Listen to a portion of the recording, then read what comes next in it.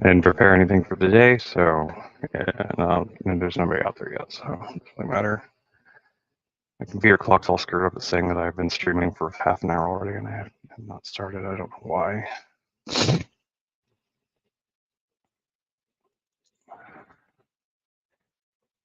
I actually went through a bunch of stuff trying to get this my better rig set up for streaming, but I don't have a place to put a monitor. I don't have a monitor for it, so I was a TV, and the TV's mounted on the wall, and it looks really weird streaming from that because looks like I'm like staring up at the ceiling or something like that.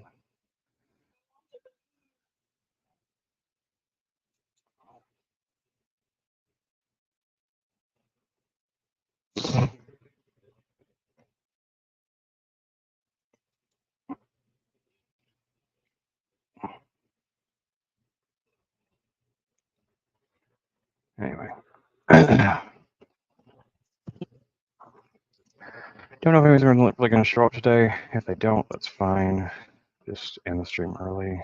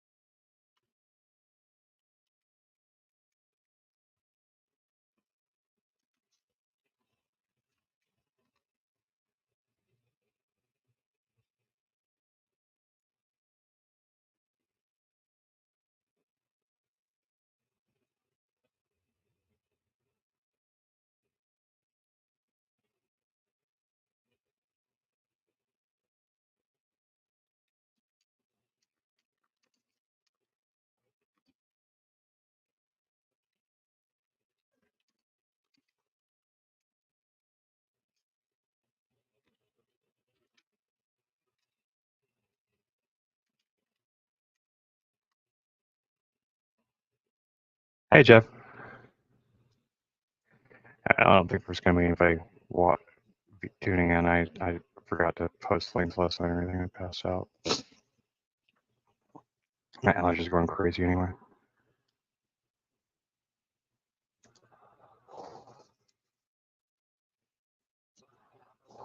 Just leftover Texarkana crap, I think.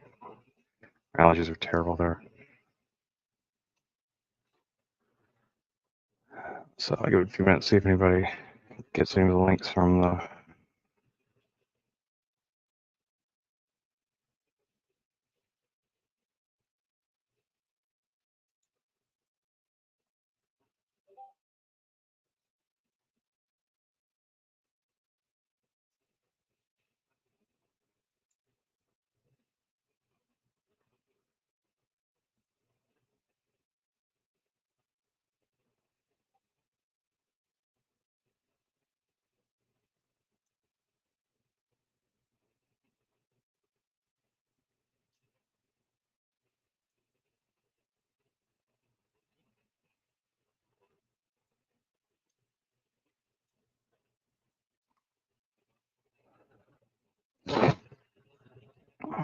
I don't really have much to talk about anyway. I'm just just got back from Texarkana. I have a whole lot of stuff to do. Gotta get how much stuff together for put together like a whole bedroom and everything here for Juniper here in the next day or so.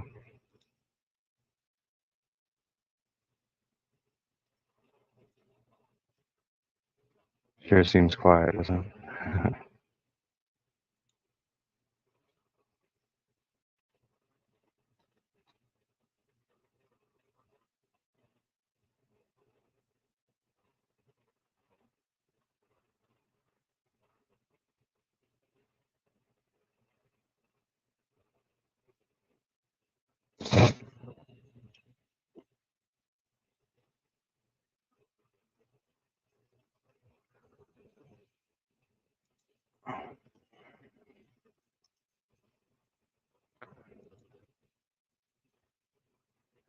Of course, anyone's welcome to join if they want to.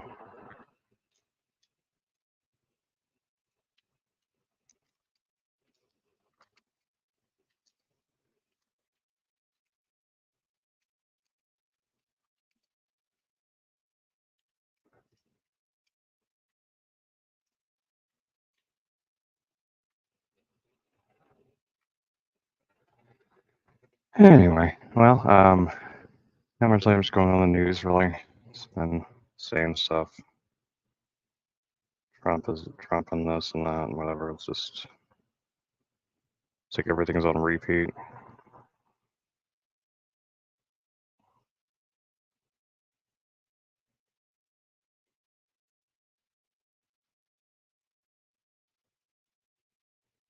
So we got anything here on the phone here?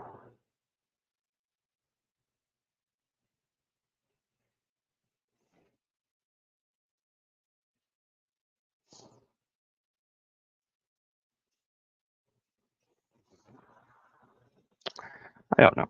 Well, I'm not gonna keep this going too much longer. People might just be busy today.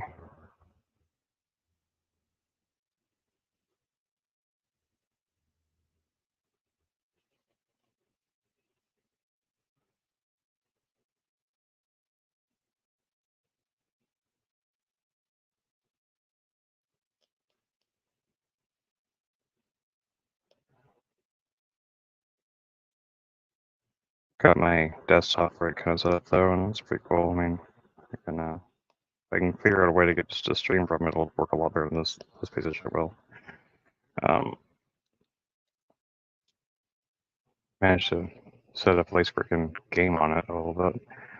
I mean, it's pretty much, it's still pretty beastly for a desktop, I think. It's a pretty decent desktop, so. Just checking out the release Alpha Protocol for PC. It's an old Xbox 360 and PS3 game that I got left back in that generation. They put it out on GOG. It's pretty cool, actually. Game holds up pretty well, actually. I think, at least I enjoy it. Spy RPG kind of thing. I wish they'd make more games like that. It reminds me of a cross between Fallout and Siphon Filter. I think I had some ideas for some things I was going to talk about for No Hitters podcast. I could bring up, but I can't remember what they were right now.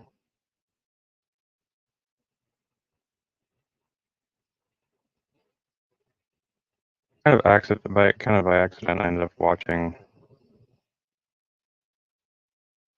I had my Flex player going on random the other night, and I woke up and woke up about 1/3 of the way into like last chat I was playing on it, and I know that my friend Lib, he vehemently disagrees with me. So does pretty much everybody, it seems like. But I still think it holds up pretty well.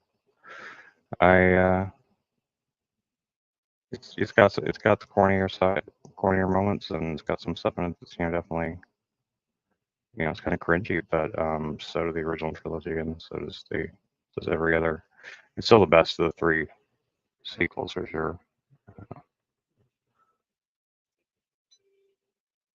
Probably better than any of the prequels too, for that matter. In fact, I easily think you could place it. I think you'd easily place it third best Star Wars film. It's actually my favorite, but I mean, but I know I do have a big soft spot for New Hope and Empire, but those were like the first two of the first movies I can remember ever seeing. So, but compared to the travesties that Abrams put out, I don't see there's any comparison. There is nobody here.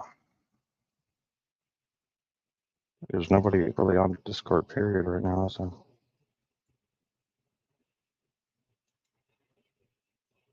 I think everybody is away.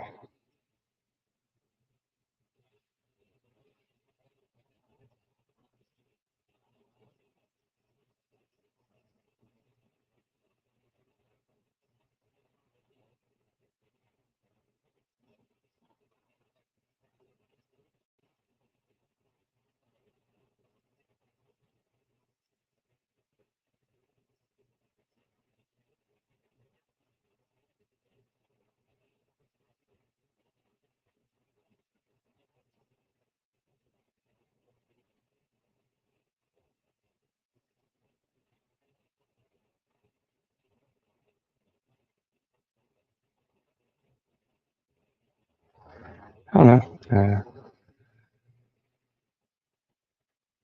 who's out there right now. Let's see.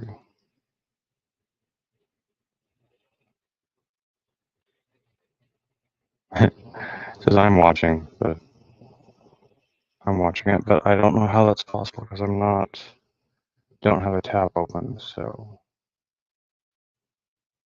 not sure where that's coming from. Anyway.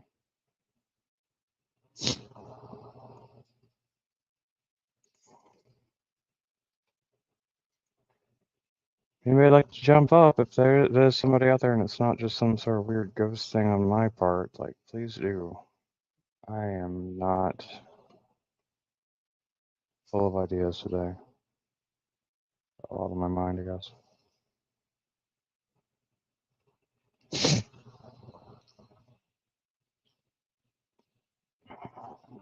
Well, maybe I'll jump off here and I'll just go stream some Alpha Protocol or something. Stream some games or something. There's this game that I never finished from back in the day that they also put out in Steam called El Shaddai Ascension of the Metatron. It's pretty cool. It's like a kind of a spectacle fighter, but it's all steeped in like the Book of Enoch. It's very, very, very weird, esoteric premise for a game. You literally play Enoch the Metatron and or Enoch as he fights his way up the Tower of Babel to become the Metatron or something like that. It's very, very odd premise for a game, but it's pretty cool.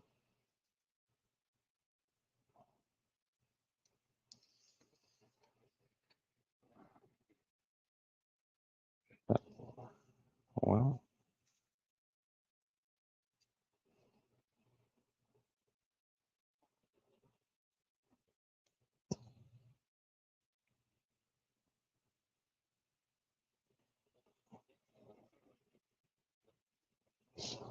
what else? I saw the Dune sequel. Hey, hey, Jack. Why don't you come on up, man? There's like nobody here, so it's just like pretty much just be a conversation between the two of us. Oh, thanks. Cool. Well, I'll keep it going then. Anyway, I saw the sequel Dune. I didn't honestly care that much for the first Dune movie that much. I don't know. It kind of, I don't know. There's people like John, Canuck John that he comes around sometimes, and he's a huge proponent of the Dune books and stuff like that. And I struggle to see what's so special about them. To be honest, it seems like it's a pretty traditional like chosen one kind of narrative. It seems like to me, at least I watched the David Lynch version. I watched the TV miniseries and such like that, and because people always, and I tried to read the books too. I tried to read the first one anyway, but I just could not. I think I did read the whole first one. I think, but back in when I used to be a more voracious reader, but I don't remember much about it. It didn't stick with me at all. I never read any of the sequels or anything like that. Book form. I I don't know, something about like the nothing about it really strikes me as being like people get all in awe of like the sandworm stuff like that. And I think Jodorowsky's Dune concept was pretty incredible. Like, I mean, the way he described it made it sound incredible, but I still have trouble finding what makes Dune so special to so many people. I did enjoy the sequel though. The second chapter, whatever you want to call it, Dune Part Two, is actually a really entertaining, well-made film. I really, I mean, I not that the first one isn't. It's also very well made, and I mean, Denis Villeneuve is one of the most talented directors, obviously working right now. He made Arrival, which I think is probably like film of the decade type material. It's one of the best films of the last 10 years by far, if not the best film of the last 10 years. It's an incredibly deep, um, philosophical and intelligent film. And I even went back and watched some of his other movies. I watched Prisoners, and I also watched Sicario again. And Prisoners is really well made, and it's also it's a really well. I don't know. Blade Runner 2049 is. I think it's a really interesting movie until the end of it. I think that the ending of the movie really lets it down. It kind of turns into a fist fight for some reason. It's like that's the big finale for is a big fist fight, and I never understood why it's not even a fist fight between like any character. It's like just like the bodyguard and like the Blade Runner guy, and it's just I don't know. It seems like a lot of build up to nothing to me. Um, I think I mean he's one as a director visually he's so amazing in terms of like the way he composes his shots, the way he paces the films and everything. I mean as I said, Arrival is an absolute like as far as I'm concerned, it's a stone cold like greatest of all time type film. I don't know if you could ever actually top that. Dune in comparison feels like kind of standard popcorn movie kind of thing. It's like Game of Thrones and a desert desert space planet type thing. Although the really cool thing about it is the connection with Christopher Walken, which I didn't know this, but he he famously did the video for Fatboy Slim's Weapon of Choice, which Spike Jonze directed, and the video shows him like literally lifting it in the air and doing these dances thing, and like and I the song is actually literally all nothing but Dune references. The whole song is just references to Dune. It's It literally like the second verse of it is if you walk without rhythm, you won't attract the worm. That's actually what they do, and that actually it suddenly like it clicked with me suddenly when I saw the second film, and then they cast him as the emperor, which you don't see the emperor in the first one, so he wasn't cast in it already. So he gets cast as the emperor in this movie, and he's in it. He's not really in it that much, but just and I saw an interview with him where he actually talked about the fact that he didn't get that connection at all. Had no idea that and he was like in the interview he was like musing to himself, yeah, you're right. It's like they did a little dance thing just like he did in the video. That's crazy, and he didn't even realize it. It's just insane. Like the level of coincidences there, just it's funny to me. The director swears that he didn't cast him because that or wasn't aware of it or something like that, but I have trouble believing it. It's a it's an interesting little factoid, interesting bit of trivia, I guess. It was like synchronicity type things. There's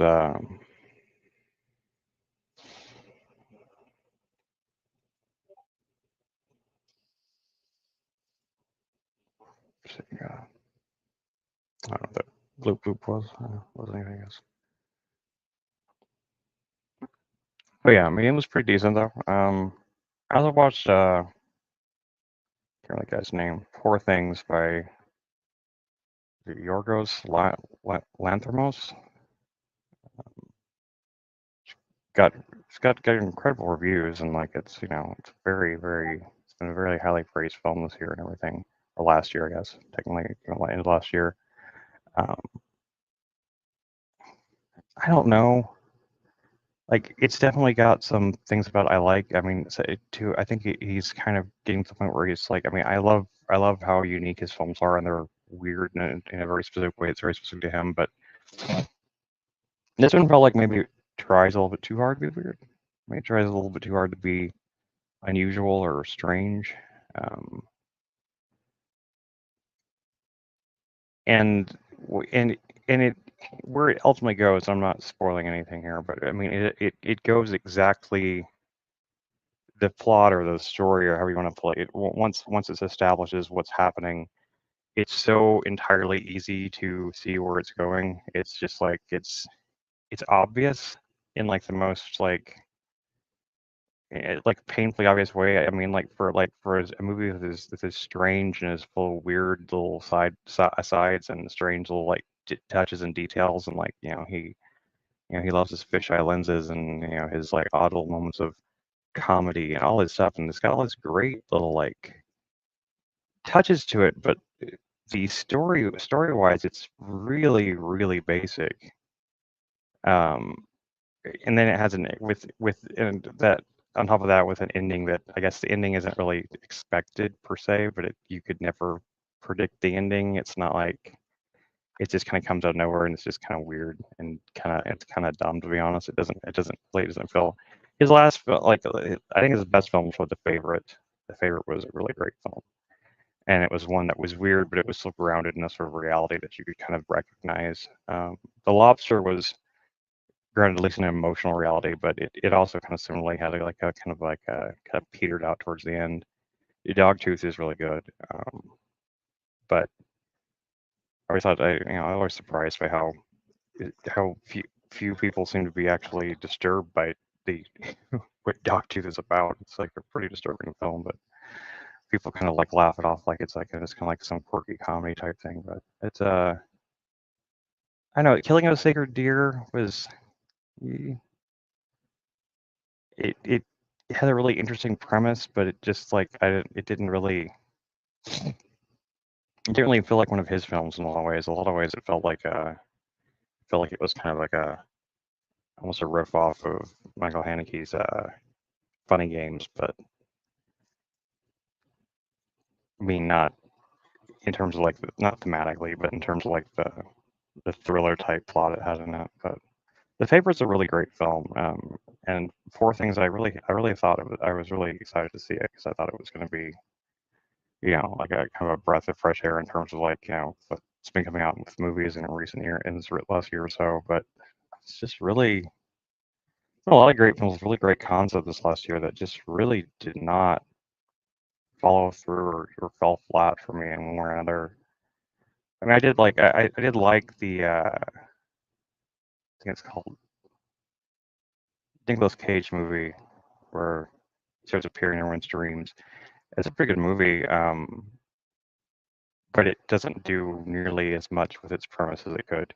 It could do so much more with its premise than it does. I think the direction it ultimately takes is pretty pedestrian and rote, but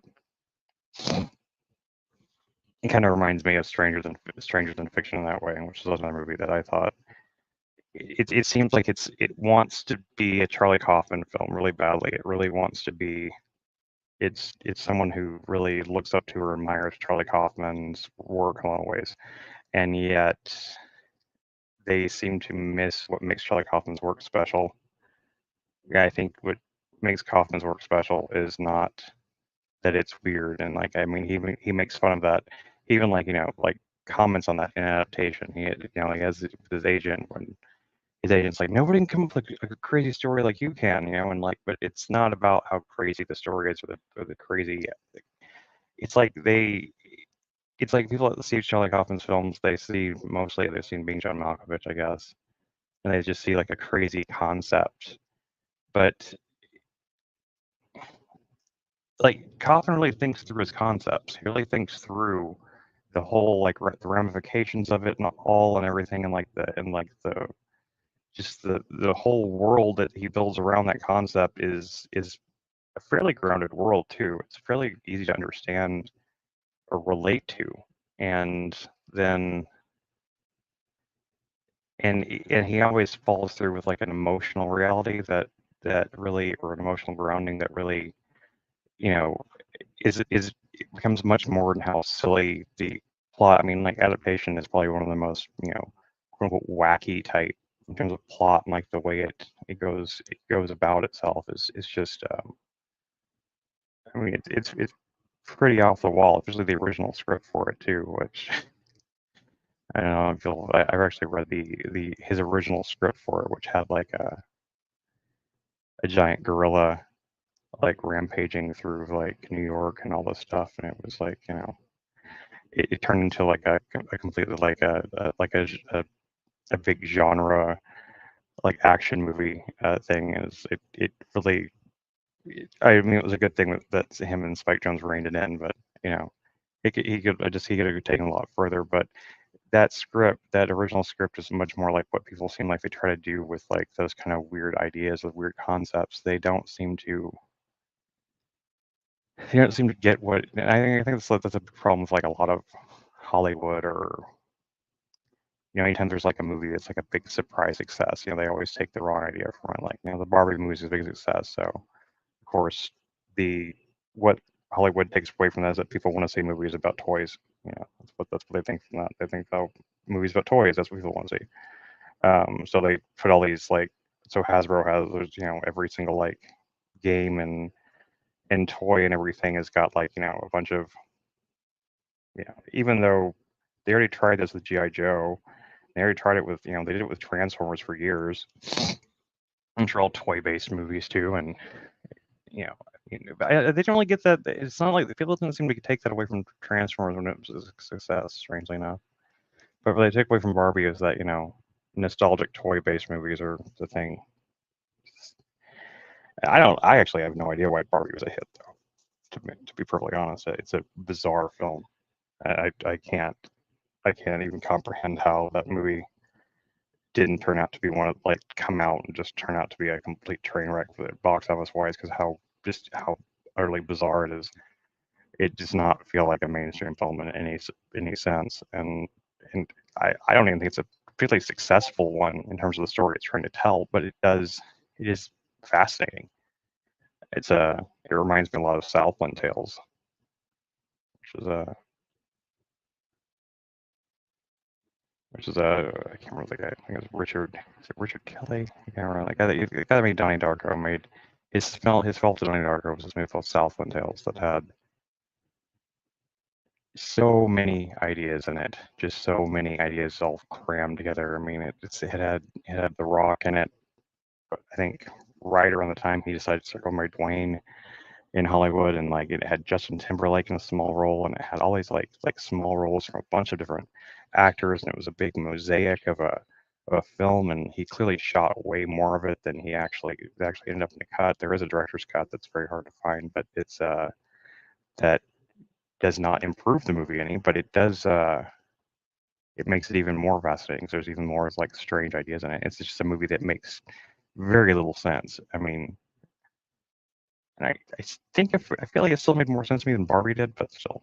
Uh, but then he went on. He made a movie called The Box after that, which was just such a failure that I don't think he's ever worked since.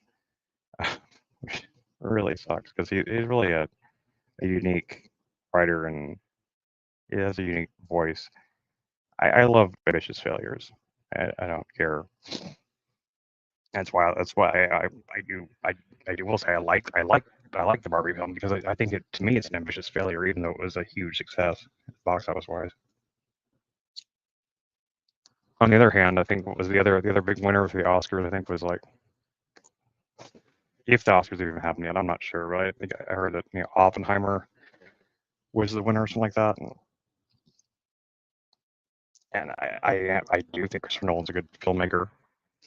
I do think that his movies do not bear repeat viewings very well. Every one of his films I've watched more than once, I've ended up almost almost hating it the second time. Maybe Interstellar. I think Interstellar does okay. So there's good, but even then, it's like there's long stretches of that film that you can skip and not feel too bad about. But um, well, uh,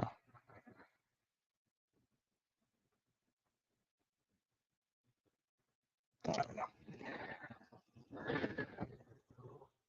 But I mean, but I don't know. I don't find Oppenheimer's story all that particularly fascinating or interesting. And it's the same reason I haven't watched that Napoleon movie. I've had it on my hard drive forever now. I tend to think that, with the exception of Gladiator, I think that when Ridley Scott makes historical epics like his original cut of Kingdom of Heaven, he does a great job with movies like that. But I just don't find Napoleon that interesting as a character. Maybe I just don't know enough. I mean, and you think like, well, then that's why you want to watch the movie. You want to find out what's interesting about it. But I know I like same thing with Dune. Same thing with a lot of like these, like with Oppenheimer. Like I made myself watch it, and I didn't really get anything out of it, to be honest. Like I just like yeah.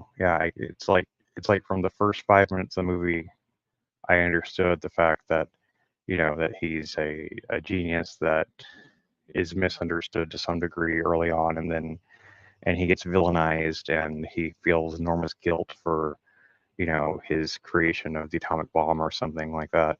All this stuff like that. I mean, you get all that in like 5 minutes. You don't even need a 3-hour film to put this message across, and it doesn't. I don't know. Maybe it's just like me, but I didn't feel like it portrayed or gave me a sense of the weight or the scale of how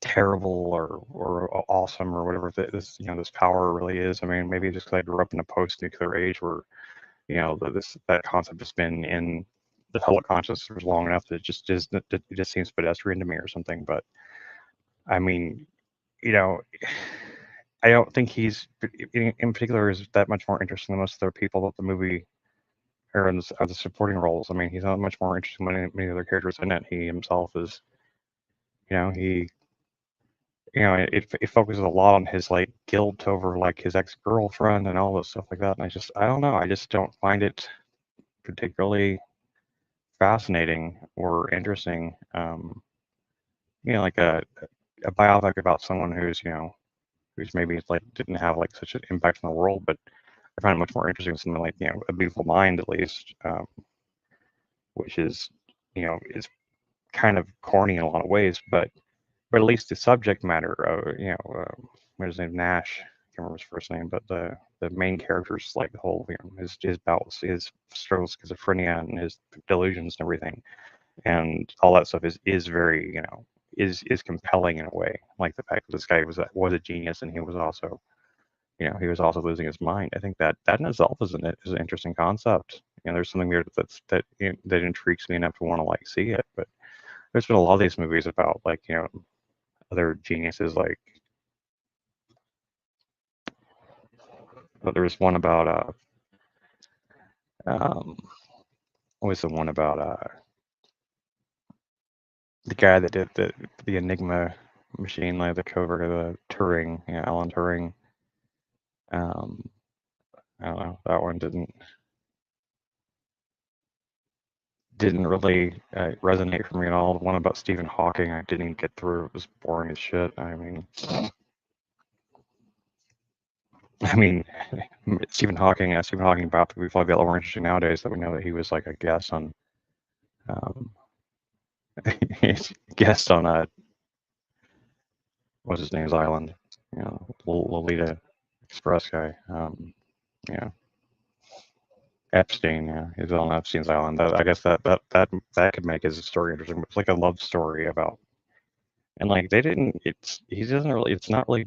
There's not much about in real life. There isn't much about a love story there. I mean, like he divorced his wife pretty late on, if I'm not mistaken. Like after she's stuck by his side for years and years and years. So he was kind of a dick, from what I understand. So and like they never with the biopics, it seems like they never have the balls to actually make the movies about like these characters. They always want to lionize them too much. They make them too much into they have to make it a hero's journey type thing. They never have the balls to make the character, even if they're unlikable, even if they're like rough around the edges or something, they're still delightful in some way.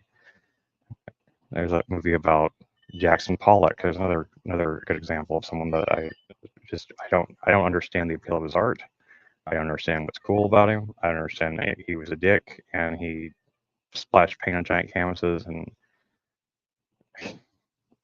I mean, so I guess he's an innovator because he was the first person to think of like getting warehouse-sized canvases and splattering paint on. I do not understand like what makes his work artistic or special in any way. He had good color palette sometimes. I sometimes like the collection of colors he used, and that's about it. I've had long conversations with people that are really really well versed in fine art and stuff like that, and like try to explain to me what makes Pollock special. And it's just nothing for me. I don't know.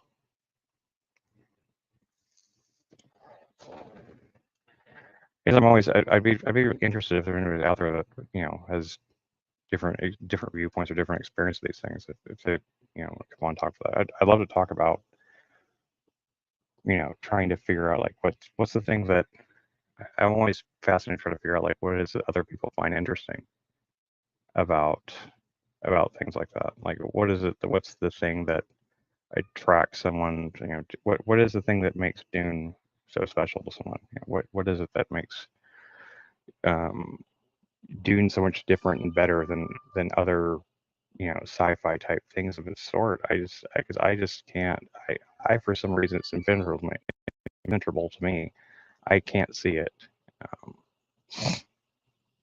I wish I could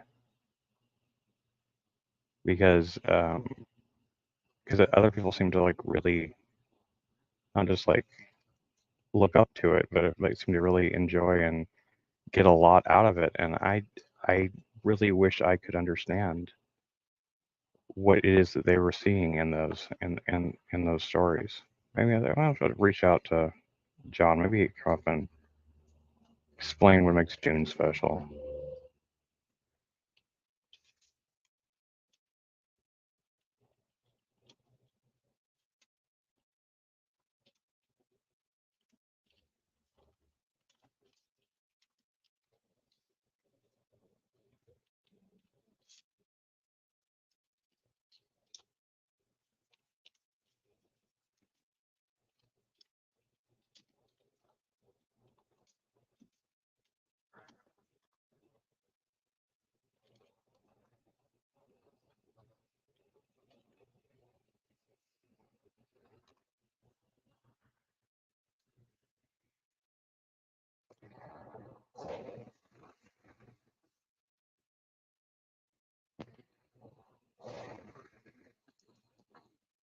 Because I really like to understand like what the appeal, or not the appeal, or what's the X factor that Dune has that other science fiction things. I mean, I guess I know that maybe it maybe invented a lot of tropes or something like that, but I really struggle with like I said, I enjoyed Dune Chapter 2 a lot more, and it made the first one better in retrospect. Actually, it's one of those rare films where like the second one, going back and watching the first one, which I did, having seen the second one, I wish they really, in my opinion, they should have put the second one out first because the second one makes the first one so much better. Like you get a better sense of what the world is and what's kind of like the scale of it. It has a much better sense of scale and the what makes the characters special or this or that. Like a lot of that's much more. I don't know, just much more clear in uh, in the second one, and then when you go back and watch the first one, you can kind of see at least because like the first one like didn't do. I did not remember any of the stuff in the book, and I didn't really, and I guess I don't know, maybe you had to like remember the book really well to, but like I didn't really understand the motivations of much of what was going on, and why I should care, to be honest. It just seemed like I don't know. It's like I said, I would love to see Jodorowsky's version of it because his was like certainly something that would have been much different from much weirder and much more um, unearthly than anything that was actually produced. But I mean, even David Lynch couldn't make it weird enough, though, to be honest. So I mean, granted, but that was what Lynch made. He made Eraserhead, then The Elephant Man, and then he got conscripted into doing Dune, and he was also offered a chance to make Empire Strikes Back. He turned it down in favor of doing Dune, which I guess he regrets quite a bit. But like I don't know. I really would like to understand it. I'd like to understand what makes what makes Oppenheimer interesting to people. I now, I mean, you not that the person has to be interesting for the movie to be good or the movie to be interesting, but honestly, the movie didn't change my viewpoint on. It didn't make Oppenheimer interesting. It didn't make him compelling as a figure. It didn't make him more interesting or more. If anything, I thought Robert Downey Jr.'s character in the movie was more interesting than he was. I mean, I just don't. I mean, and he doesn't really. He kind of is just kind of like a sniveling little like bitch of a politician character. I mean, he's not even anything special himself. I don't know. I don't know what it is about those kind of figures that makes them so fascinating to so many people.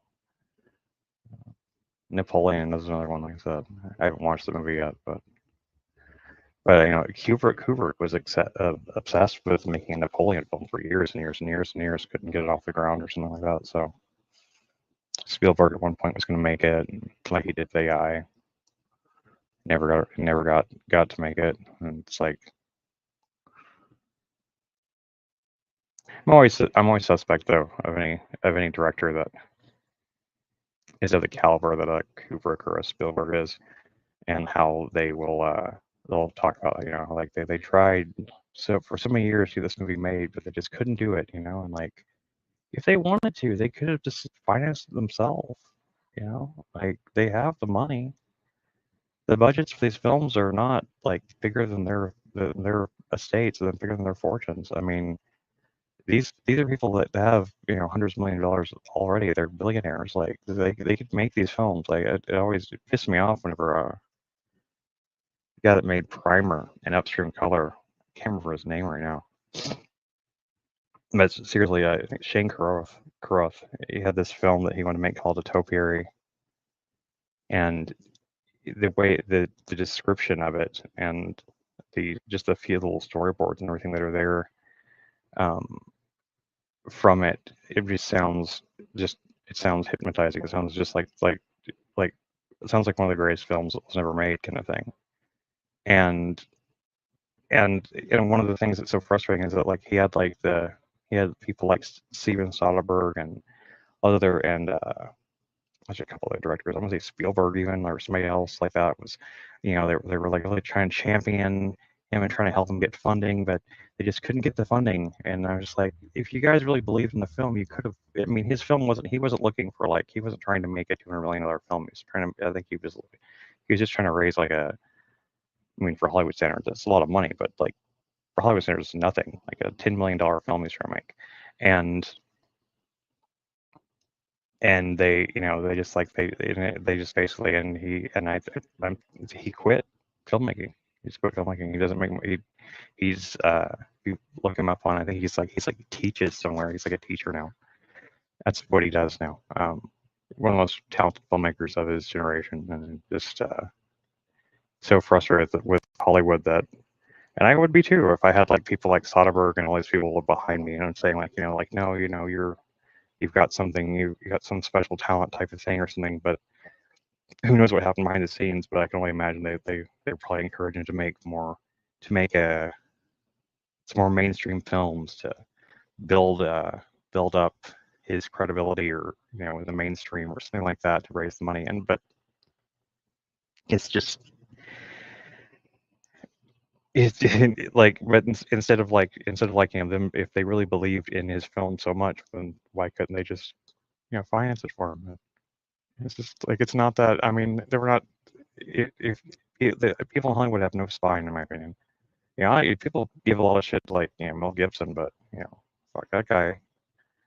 He, you know, he's too every film he directed, except for Braveheart, you know, Passion of the Christ and Apocalypto, and he self-finances movies. I mean, he put his money where his mouth was, and you know, of course, in Passion of the Christ at one point was the highest grossing film of all time for a while, or it was like the second highest grossing film of all time. It was like insane. And you know, he made like immense amounts of money off of that film. And he really, you know, because he was willing to actually put the money out there and actually, you know, I don't know. That's always what I've been as a person. Like, I'm probably, you know, it's probably the reason I've been kind of somewhat of a failure at so many things. Like, I'm far too willing to, like, you know, put my money where my mouth is, kind of thing. I'm willing to, like, risk it all for crazy ideas and stuff like that, and it hasn't worked out. A lot of times I've lost a lot because of that. So I guess, you know, maybe they have the right idea. Maybe I'm the one that's I'm the one that's wrong, but I don't know. I don't see. I just don't know. It's like life like that doesn't seem like. It seems like you've gotta be willing to, if you really believe in something, you know, you be willing to put something behind it. You know, like, I just think that's crazy that, you know, directors like that and everything, that, you know, they claim to believe in something, but they're not willing to. Especially Soderbergh too. That's like probably the most disappointing thing about it. Soderbergh himself was like one of the first people to ever self-finance and distribute and make a film, you know, outside the system and do all this stuff, and he himself was a visionary of his own kind early on. I mean, if you've never seen Schizopolis, um, it's one of the most brazenly original and strange movies ever made. It's amazing, and it's hilarious too. It's a comedy it's a surrealistic kind of comedy. It's very difficult to, you can't really explain in any kind of logical sense. And, you know, for a director like that to, you know, to get to the edge of, like, you know, helping a director like Shane Carruth and then backing out, it's just stupid to me. Hey, Jack. Hola, hola, amigo. Hello. Are you how are you down in Texaco? And I mean, Mexis. I'm Irving. Say that again. I'm in Irving. Like, I was in Texarkana for the last couple of days, but I am back in the Dallas area. Hold on one second. Your voice is very crackly for me for some reason. Hold on. Really? Well, you're kind of yeah, you're playing a little bit yourself, but I don't know.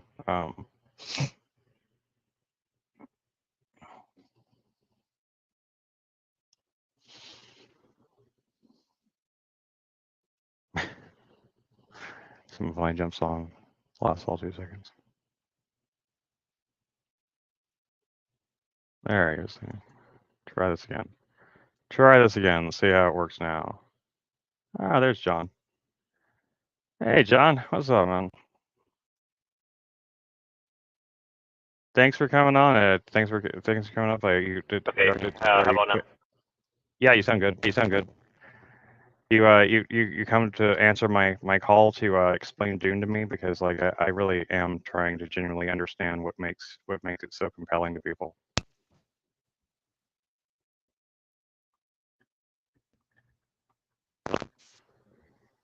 Can anyone hear me? Hello? I can hear you fine, yeah. And Okay. now you're speaking, yeah. You're both crackling a wee bit on my end. So it might be endemic. I don't know why. What is it? Why I'd be crackling? I maybe I should plug into this thing. I don't know. It doesn't usually make much difference, but I'll try it. I can't tell you why Dune is great. I sent you a message on Discord that you should maybe read. Oh, I can talk about it. but maybe I can help you answer some of your questions about it, or help you kind of map out some of your own perceptions of it. But Well, that's easy. explaining That's why easy. it's great is like explaining why chocolate's better than vanilla, or vice versa, or so on and so forth. Sting was in the original. That's why it's awesome. Well, I mean, I just know that you yourself, John, you have a very high, you speak very highly of Dune, and like I myself, and you're not the only person that I know that I've respected that has spoken similarly highly of it, and I just have struggled to see what's special about it, and I guess like that's what maybe it's down to like just the prose in the book that I don't remember, or something like that. Maybe it's like down to like certain moments that may translate that don't translate to the screen that well. Because like I said, I read the first book like a long time ago, but I don't remember it for shit. It didn't stick with me very much. Of course, I was reading a lot back then, so there's a lot of books that I read, but I don't remember that well. But like I watching the two, I watched the chapter 2 film adaptation. I thought the movie was really good. Actually, I enjoyed the movie, but I still kind of come up against this wall of just like I'm just like I just don't see what's so special about it in terms of like like the this it just kind of feels like Game of Thrones with a lot more sci-fi feel to it, and it's a little bit more like. I mean, I know Game of Thrones is way later on. I know what Game of Thrones came out way later, so I mean, I'm sure it probably is inspired somewhat by June, but I mean, like those kind of stories, those kind of like stories about like great houses and monarchies and stuff like that, and like that kind of thing. I guess I in general I've never found that those kind of stories all that compelling in a lot of ways. In general, I struggle to connect with it emotionally in any way. I don't see what's very compelling about many of the characters. Like I like it like the especially your our main protagonist. He seems he's in all the adaptations I've seen, and when I remember the book, it seems like they're fairly accurate in terms of like the way they kind of present him. He's kind of this moody, kind of broody, kind of you know reluctant chosen one character, and it's I don't know. I really would love to. I really would. I was hoping that maybe you could maybe illuminate something about it that maybe I'm not seeing, because I'm fascinated because so many people that, like I said, I respect and I admire, like they seem to find a lot of greatness in those stories, and I just don't know what it is that Question: yeah. Do you know the film Blade Runner? Yeah, of course, yeah. Did you enjoy it? Sure, yeah. I mean, the first one is amazing. Yes, it's a masterpiece of especially when it comes to like it's one of the most learning numbers. I think the actual only like the screenplay for it's only like 40 pages. It's insane. Like it's such a lean, um, mean film. Like, there's really any dialogue. It's just like it's a brilliant adaptation of what Philip K. Dick originally created. Definitely, Did you see the film more than once at different stages in your life? I did. Yeah. Okay. Did you appreciate it more or differently, or uh, with subsequent viewings? Okay. Definitely. Yeah. The end of the For, film. The end of the film. Once Roy Batty perishes, his hmm time is up. Deckard is sitting there, exhausted, defeated, physically defeated, and his hmm eyes are open for the very first time now. Right? Right. Batty could have slain him easily at any point he wished. He chose not to. What Batty wanted to do was be Batty. To me, Batty and Roy Batty and his death were the crucible for the fire of awakening of Deckard's mind and soul and heart. And Deckard sits there with the rain, streaming down his face, and he says about Roy, all he wanted was what we all want, or answers to the questions we all have. Who am I? What's my purpose in life? How much time have I got? Right. Right. Yeah. So all the extraneous aspects of life were boiled down to that instant for Deckard. In a way, Dune is similar in that, for me at least, Okay. having read it maybe definitely twice, maybe 3 times, I don't remember. Having read it at least twice and having seen the David Lynch film twice and the Denis Villeneuve film once, at different stages in my life, Dune is similar, but it operates at a different scale. Deckard and Batty and the others exist in a backdrop of corporate totalitarianism and uh, the wearing thin of the soul of people in the face of the machinery of civilization, and they find personal redemption and some kind of personal awakening from that. Dune is similar in some respects, but it doesn't operate at the personal level.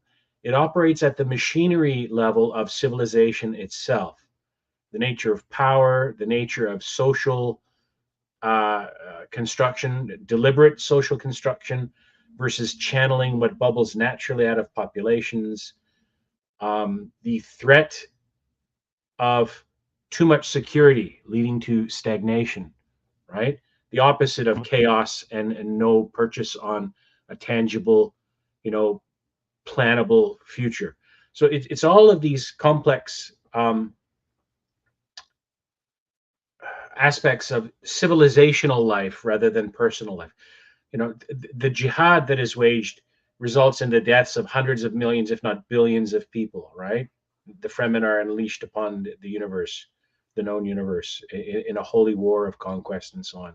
And that In the happens end, later on in other in books. the end of the book, I barely remember it, but yeah, I do remember there's something to that effect. It is kind of the story of civilization is kind of the main character in that, in a way.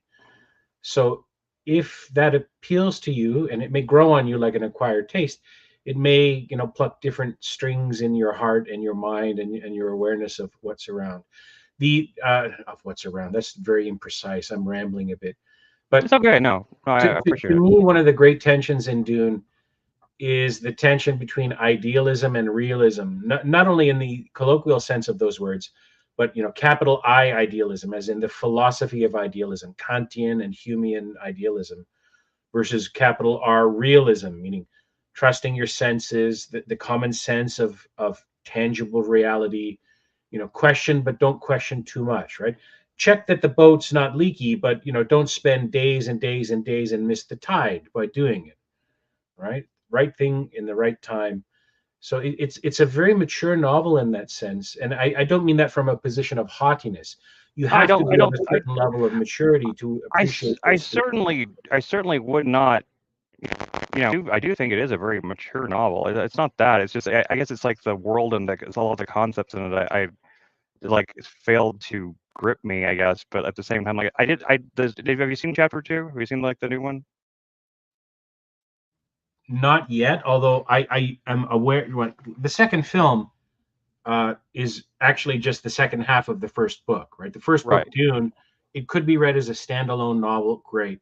The second novel that Herbert wrote was called Dune Messiah, and that is the continuation of Paul after he has unleashed the his I think it's actually just the middle. From my understanding, like the third film is the last part of the first book. Still, it does not end at where the book ends. My understanding is that the next book may feature Paul's sister Alia and the eventual changes to their rule and the birth of his son Leto.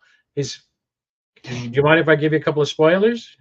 Oh, I don't mind all. Spoilers don't bother me at all. I think I'm one of Paul's those people first that son dies, and it is second son, who's a twin to a daughter. So Leto the second and Ganima, his sister. And Alia was the abomination. She was born with all the prescient ancestral memories active while she was forming in the womb, right?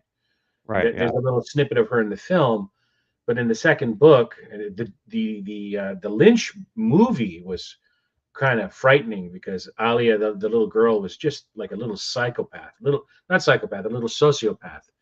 because Mm. she was literally, a multi-thousand-year-old, you know, composite of different Reverend mothers in a nascent mind. So she was just completely loopy, but Mm. presented as relatively coherent. She may play a bigger part in the third movie. Villeneuve has kind of updated the story a little bit with a couple of more important roles for characters like Chani and possibly for Alia. Although what little I know about Chani's role in the film actually pleases me. I'm usually quite against any elements of wokeism, and Mm. I'm very careful not to dismiss something as being woke without actually examining it. I don't mind representation that feels artistic and nuanced without being a bludgeoned hammer on me. You mean like the Fremen the Fremen girl that like has like the romance with Paul? Is that that's her name? I can't. Yes, yes, that's her name, Chani or Chani. Her name is like said so few times. It didn't stick with me. She, Um, as far as I know, in the second film, the Villeneuve film, she kind of represents skepticism. Like, we shouldn't believe this cult, this religion. We've got to be careful about this. Whereas religious fervor and the hope for a savior and an external savior is thrown onto the Fremen and Paul, and they're roped into the jihad that way, according to the plans of the Bene Gesserit, right? Think about yeah, the name Bene Gesserit, the Jesuits, right? Social right, yeah, individuals. So there's yeah. all kinds of layers like that. I didn't think about that. That was a good point. Like that they're like the priestly this female priestly caste is is analogous to the just like the Jesuits or something like that. That's an interesting point. Um, yeah, I know the second film is compelling. I mean, the first movie, and it may just because it's just the first chapter of the it's just the first little third of the book, and like it's just like it's nothing but like it's basically what most trilogies would be like the second part. The second part of most trilogies would be what happens in the first one. All the bad stuff happens, right? Like everyone's it sets it up. It sets up a bunch of pieces just for everyone to get like slaughtered and they escape and like it didn't really.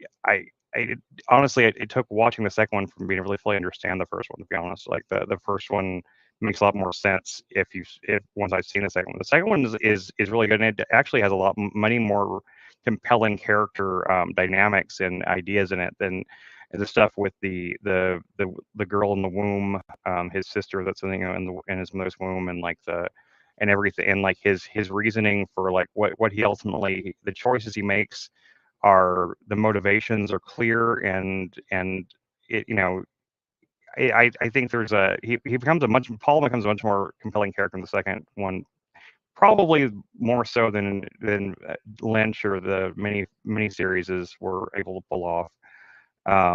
Really, I don't even like that actor that much, Timothy Chalamet. I'm not a big fan of him, but he does a great job in the second one. The second one overall, I think is a much more it makes a much more compelling case for Dune than I've seen. Although I still would I would still give anything to see what Jodorowsky would have made of Dune after watching that documentary. Have you seen the documentary about it about In Jodorowsky's bits Dune? and Dune? pieces, but your mic is still crackly, so the Is it? vast bulk I'm of sorry. listeners will Let probably me. be quite annoyed by that. I'm sorry. Is how crackly is it? Let me see if I can do something about that. It's not terribly crackly. I can understand what you're saying, but it's like listening to a CD with a skip every now and then. It just kind of will stick in your craw, possibly. That's weird. I can't hear it all on my end. So let me see here. Let me try to turn off adjusting mic volume. And here, is this any better? You'll have to speak a little more. I can't hear you at all now. I saw your eyebrows go up. Yeah. There we. How about now? Can you hear me at the moment? I can hear you, but it also has that crackly Oh, interference. okay. Um, why don't you maybe unplug your unit and blow maybe on the microphone, maybe get some dust out or blow the leads or do something like that. That might have something to do with it. And even the metal part with the jack, maybe get a little bit of rubbing alcohol on a Q-tip or and make sure it's just barely moist. Right. Why am I Yeah. talking? Let me see if there's any difference now. I doubt there is, but I'm gonna. Not much difference. I hear the crackles and pops. Okay. It's like Rice Krispies.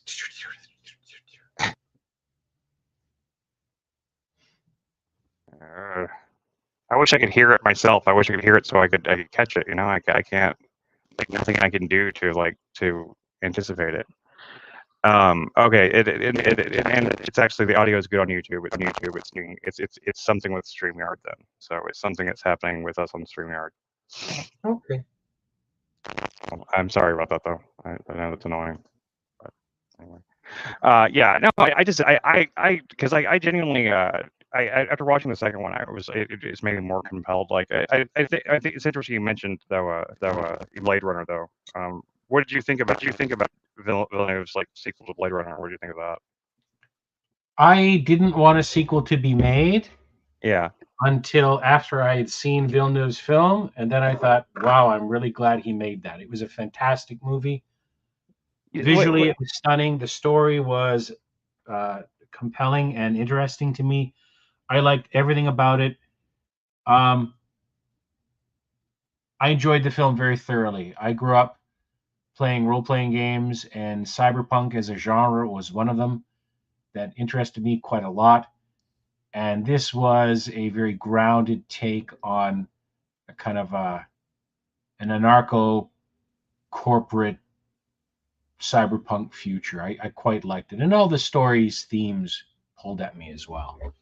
my problem with it was just the ending. Just like the last 20 minutes or so of the movie, I just felt like it was building towards something, and then it just resolves in a fist fight, and then I guess he dies. You know, it's just like, and I'm just like, I don't know. It just I feel like the fist fight between like the bodyguard and the Blade Runner character was just, I don't know. What It did just they it was represent? very. What did they represent, though? I see. Like I don't feel like she represents anything except for she was just the muscle for the big corporate guy, right? And I don't know. Like I see, I see. I felt like the movie. I think I feel like it tried too hard with like because like of course it kind of fakes you out with like the twist about making you think that like actually like he's the half human like. And see, I think that actually would have been a more compelling story really to me if he really had been half human. Um, the If half human who had been half offspring. human? The Ryan Gosling's character. K. Okay, yeah, that's right. I forgot. Well, human in what sense? Human in the matter that he was made up of, or human in his mind and soul and behavior and his emotions? And I just mean like as in terms of like of him being like an actual like an actual like combination of a half human half cyborg how do we and know he android. wasn't, given the advances in replicant technology? That was really kind of a sidebar to the film. We It's saw that true. one replicant kind of birthed out of that chamber, and she had failed to conceive. I think that's why he. What was the the antagonist's name? The bearded, the blind fellow. I forget his name now. But That anyway, dear he Leto plays. enforced her Love, right? Her name was Yeah, Love. yeah. Um, who or what was her god? I don't know. Her creator, right? She was a created thing. She served Right. her god. W what the hell was the name of the corporation? Anyway, Jared Yeah, Leto's it's the character, same one from the first movie, from the original two, and I can't remember what it's called now, but yeah, Narinder, I think.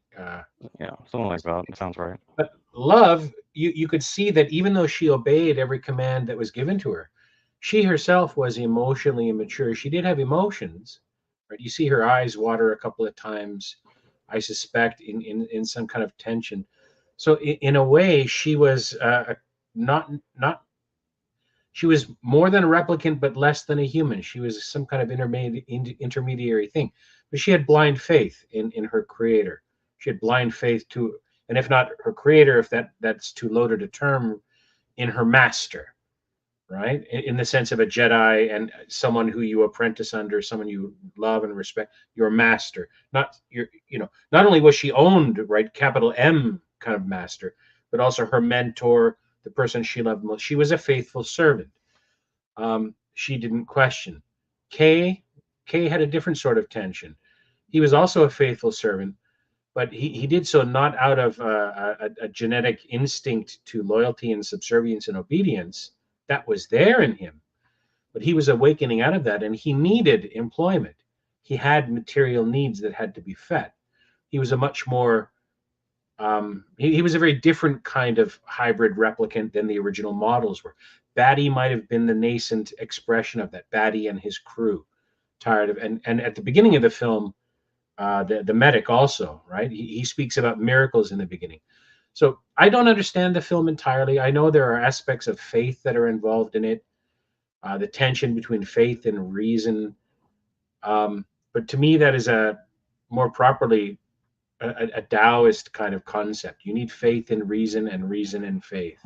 I end up I see I've watched it like 3 times because or 3 or 4 times even because I went back to I just watched it the other day again because I was going from Dune Part 2. I went through all of Denis Villeneuve's the only one I haven't watched again was Enemy, which I just don't have it on my Plex server right now, but it's a good movie as well. I remember liking it when I saw it the first time, but and I watched it again, and I was because like I always felt like there was something like was missing in the movie that like so there's some piece of it that I wasn't quite getting or something like that. So there's something there and like and I don't know like maybe I'm just not smart enough to see it, but I can't. I Not a felt matter I of felt smartness. yeah It's a I just matter of forgive me, but I want to help you save some time and like if I'm not smart at this, films like that are a kind of a mirror, right and you can only see what's reflected in it. But sure. some of the light you use to see that reflection comes from what you project as well. So that's why I kind of asked about different stages of life. Yeah, no, I mean Um, that makes sense. That makes a and lot of sense. also, if you watch it with peripheral awareness, you know how if you want to see a certain pattern, like, oh, that star is really faint when I look directly at it. But if you look away and you use your side vision, your peripheral vision, you can kind of see where it is, right? Then you look again more directly at it and you kind of lose a bit of that. The film is a little bit like that. So if you watch it mildly drunk or stoned or tired, don't try to find out what the message is. Soak in it like a bath, right? Whatever you're going to absorb, just let it in. If you Sure. don't get Well, anything out of it, that's fair. that's That's fair. okay. That's fair. But I you're saying about like there's elements of like kind of faith and stuff like that in it that I just like because I feel like there is like something kind of there that I'm missing, but at the same time because like as I said earlier before you came in this room, like Arrival, his film Arrival is in my opinion like is probably like the best film of the decade of the last 10 years. I think it's an absolute masterpiece in my opinion. I don't know that there's a better film that's been made in at least 10 years. I mean, to me, it's one of the greatest films of all time. I think it is a film that taps into something so primal and emotional, and so it's something. I mean, it's deeply emotionally effective, and it speaks not just because of like the story of the mother and the child and stuff like that, but in terms and the aliens and all this stuff, but like the way it talks about language and the way it and our understanding of time and how learning and how like learning a language that works a different way like actually changes her perception of time. Like that's just like that's sci-fi on the level that like that I just like to me every piece in that movie comes together perfectly, and at the end of it you have like this amazing like degree of like it feels like a revelation. You just feel like you've seen something truly incredible. And I just like with Blade Runner 2049, I felt like it was it's K's story, but at the end of the movie, it's not his story. He's really just a secondary character in his story, and I honestly just didn't care about Harrison Ford's character anymore. I mean, I kind of felt like that was like if there's anything like I think that I would change, I would just take all the stuff about him out of it. Like I didn't really care about. I think it would have been just as impactful if like I feel like because I feel like Kay needed to confront the crazy beard Jared Leto's like crazy scientist something like that. I feel like he needed to confront that God character instead of just like just like it feels like it felt like it was setting up for like a trilogy or a sequel or something like that, but then like Villeneuve said that there was never any intention of making another one. It was always supposed to be a one and done thing. So like I just Pardon me though, but Kay did have a conflict with that character.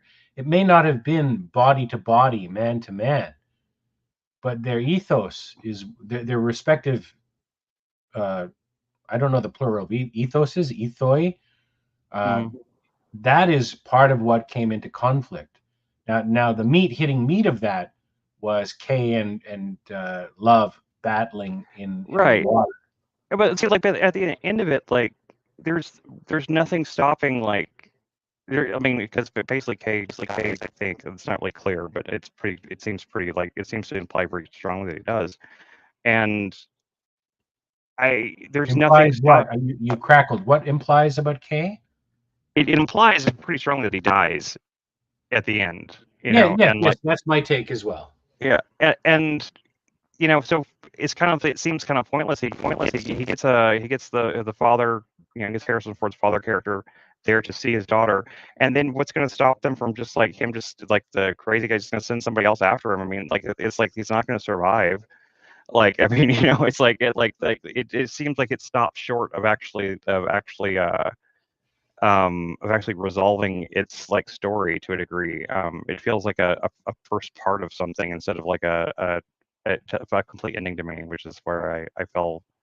I guess I fell kind of flat. But it's still it's beautiful up to like up to like the especially the first half of the movie is so good. I mean, like the first 2/3 even like are pretty amazing. I mean, I think everything. I mean, Kay is actually Gosling turns in his typical stoic performance, but actually makes it work to a degree in that film that it doesn't usually work. And like his relationship with his like holographic girlfriend thing and everything, all that stuff is all very of course it's very reminiscent of the movie Her, if you've ever seen that. Um, with Joaquin Phoenix, there's the What about scene. his relationship with his work superior? I sense some romantic tension there, or if not romantic tension, then parent-child kind of tension. Yeah, parent-child contention, definitely. But they just kind of drop that. It's just kind of it doesn't really.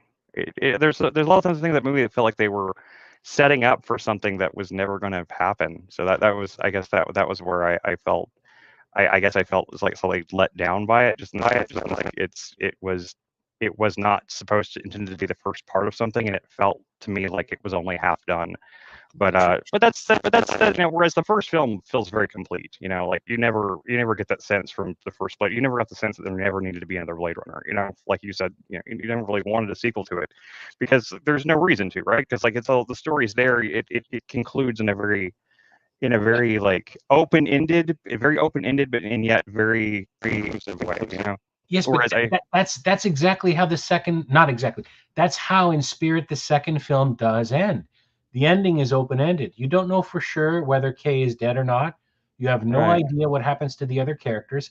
The thing is, we don't need to know. He's gifting us that resolution to take place on our own time with our own thoughts, because the story he was telling was one, again, of elucidating what it means to be human, and not just human, but if I use that word human, because we're the only creatures we call human, not because we're Homo sapiens sapiens, but because we have art and culture, we communicate forward in time with our descendant. All of those things don't exist to the same degree in any other creature on Earth that we know about. But you know they might one day, if we gene engineer animals, or uplift them, or there's a speciation event with different humans, or we meet other intelligent creatures. They won't be human in the sense of Homo sapiens sapiens, but they will be sentient, mind bodies. So the story is right, really about what it means to be a mind body, to be a living creature, a mind thing, right? A minded thing, a thing with a mind. um, Kay died, if he did die, with purpose, right? His purpose before was to be an executioner. He was a hangman, right? yeah, And he rejected that. He gave it the ultimate rejection by allowing life to flourish, and life that could disrupt the poison system he was a part of. So for me, the unsatisfactory ending was deeply satisfying because he gave us the gift of a personal resolution to that story, rather than ending it in a way that could have been dissatisfying to so very many people. no, you're right. I mean, like I see, and I really do. I appreciate that perspective on it. This is why multiple I viewings will help at different stages in your life. My opinion might change in 10 years when I watch it. yeah, no, definitely. I mean, yeah, it's certainly possible that I will say like the rest of his filmography actually holds up pretty well, Hmm. as directors go, as Villeneuve, I don't know how it's said, but the rest of his filmography holds up pretty well. I'd say Prisoners is. I like Prisoners a lot more the first time I saw it. When I watched it again, it doesn't hold up quite as well, but it still holds up pretty well. It's still a pretty good little like domestic thriller type thing. Sicario holds up pretty well. Fantastic film. I loved that film. I loved it. I loved it too the second time, but I have to say like the first time I remember I empathized a lot more with Emily Blunt's character than I did the second time I watched it. The second time I watched it, I was just kind of annoyed with her towards the end of it, just like like her dog, just no, it's not right kind of thing. After she's seen so much of like even though she's like been faced multiple times with the fact that like this is the only way to actually like make a difference kind of thing, right? But at the same time that's a minor. It's not really criticism. Like I'm just saying like from a emotional standpoint, watching it the second time, right? This time, I actually watched it 3 times, but this time I was kind of like a little more annoyed with her character than I had been in the past. But still, I still love it. I still love the film. I think it's really it's really it's pretty brilliantly done. Like the way the ultimate the climactic I don't know, the crescendo of it, like the climactic scene with like Del Toro's character at the end is really something. Like it's how and it's like a, just brutality and at the same time it has the balls to actually like make him do something that's like truly horrific, and at the same time like it still me kind of empathize with him despite the fact that it's like he does something that's truly horrific. Compare that ending to the opening scene of Kill Bill Part 1, where the bride tells he kills that one lady who has a daughter, right? Yeah. I mean, she kills the one lady with the daughter, and then she says to the young girl, I got my reasons for doing this. You're going to be really angry at me if you come at me later on. You go ahead, you come at me. We'll handle things then. Right. Right? Yeah. At Well, the but end of yeah, the scenario, but he just that's kills not an this kid. option. That's a completely different ending. Yeah. He doesn't take that chance. He clearly sees that like but by doing what he has to do, like he's only going it's only going to it's just going to leave another generation of dangerous people just to take up his mantle. So he has to take them all out. It's kind of it's pretty it's very well done. But nothing is. I don't know if Villeneuve will ever be able to top Arrival. I really don't. I don't know that there's not many directors will ever make a film that reaches that level of significance for me. And I mean, for me Of personally, what? The like Arrival. Arrival, his movie Arrival, the one with Yeah, I quite yeah, enjoyed that film as well. It was cerebral. The aliens were alien yet comprehensible enough, just enough, not to be ridiculous, right? it's just the concept of language rewiring your brain's like conception of time, and yeah, it pulls kind of a trick on you with sequence and like where you in terms of like where you think you understand this character and where she's coming from the whole film, and even though what you actually were seeing in the beginning is actually something that happens after the film story is concluded, and yet at the same time, because in there that ties in with the way the fact that the language rewrites the character's brain so that like the future and the past are both the same, and so like it's not even a trick. It's actually appropriate for the story in the film. I mean, I think it's so beautifully constructed. Like I said, in my opinion, it's the best film That of the that last 10 years. parallels though very very much with what it means to be human, and that is our linguistic capacity. I know, and that's just Despite like it, it's we're something that able to. nobody else ever writes about or talks about. Like just like language and how important language is to the way we process information.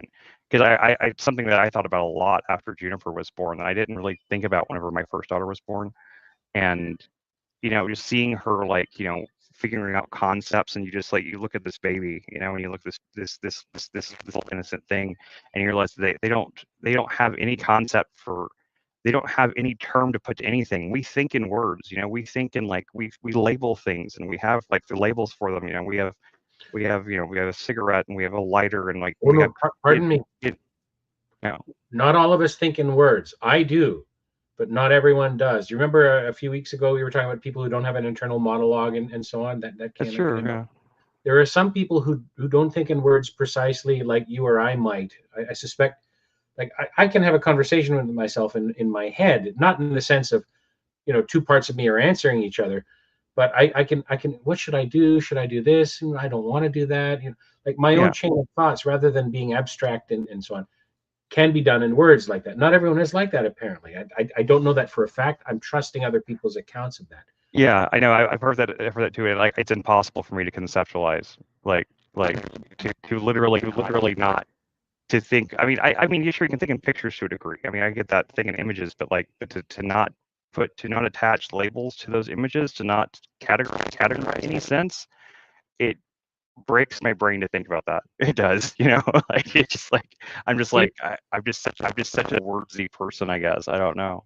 if you have a pen and paper handy, you should maybe, when you're feeling academic, have a look up the name GANS, GANS, or GANZ. I forget which one, and something called the generative theory of anthropology. I think that's what he wrote about. GANS. I've Generative heard the theory of name GANs before, but yeah, it I'll look ties it up. into symbols and how they're related to language. Symbols may predate language, much as kind of faith, or not predate, well, predate, but like faith is the foundation to reason, because at a certain point in your chain of reasoning, you come down to a dogma in the positive sense, or an axiom, or, you know, the one miracle you grant yourself in order to meaningfully do mental work later on, right? So Right. faith is the foundation for reason, but faith without reason is kind of insanity, and reason without faith is a kind of unbridled hubris. So Yeah. the one grounds the other.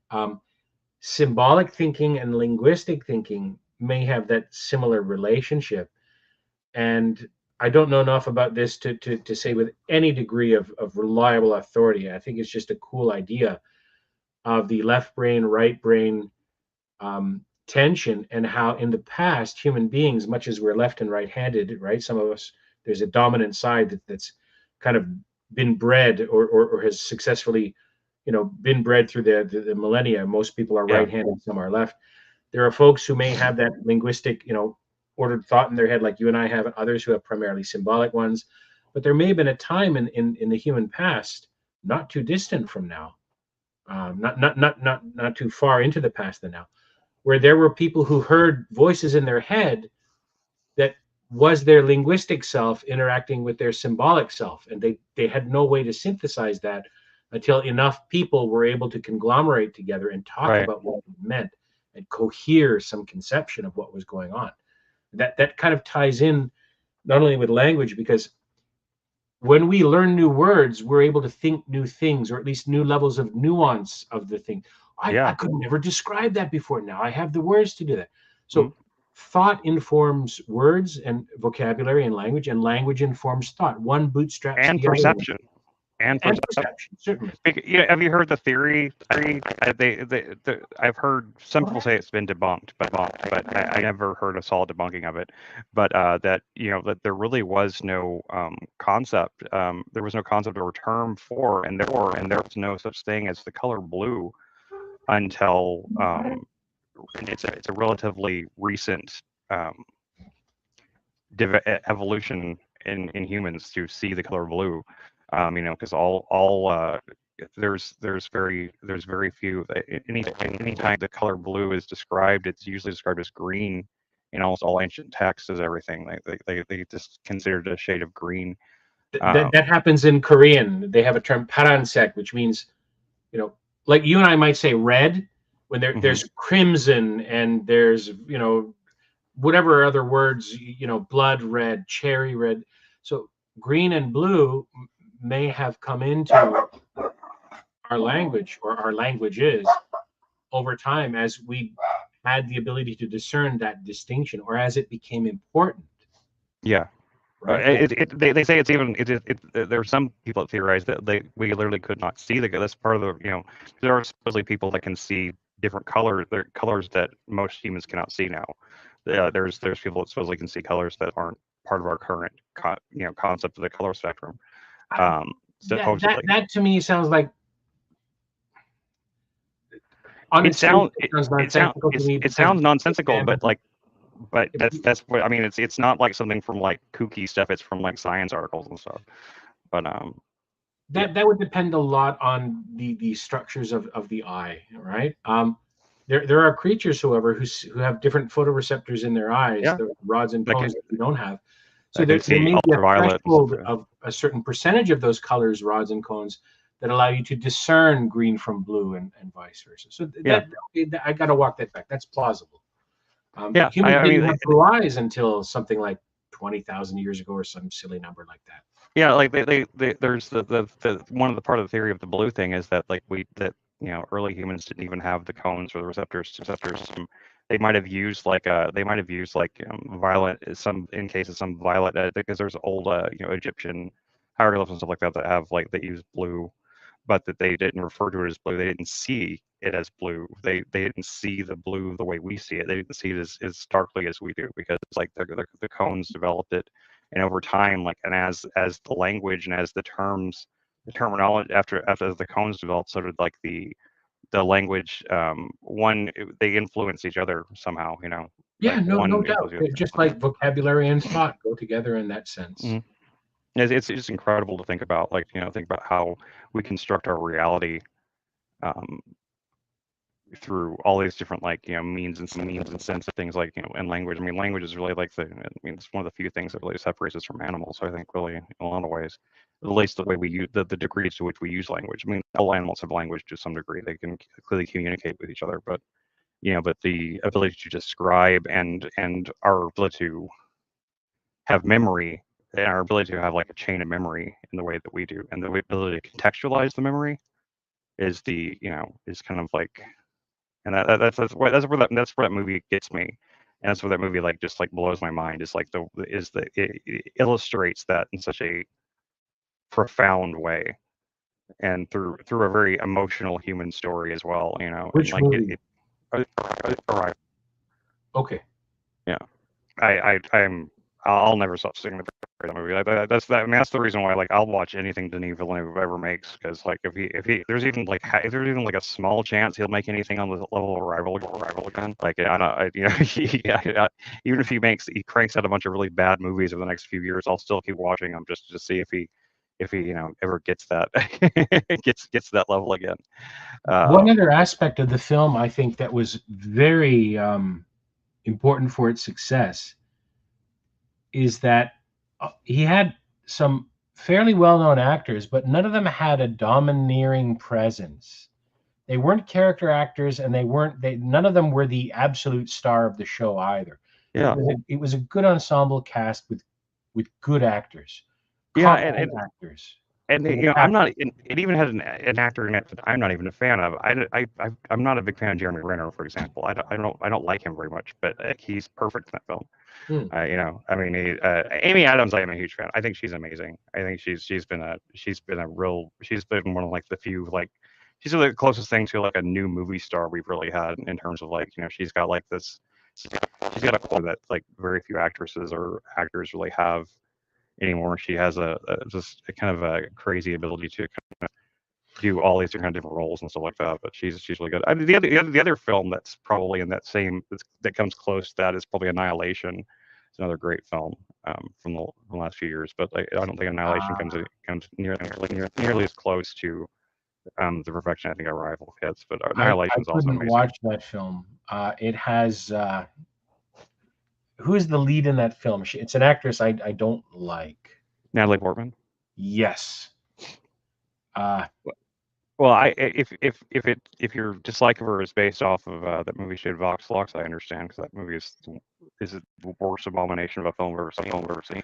I don't generally dislike Natalie Portman, but I think she's she certainly hasn't really lived up to much potential that except for that movie. She's pretty good in that movie. But the movie itself is much more of a I think a thinking kind of like it's very heavily inspired by Tarkovsky's Stalker.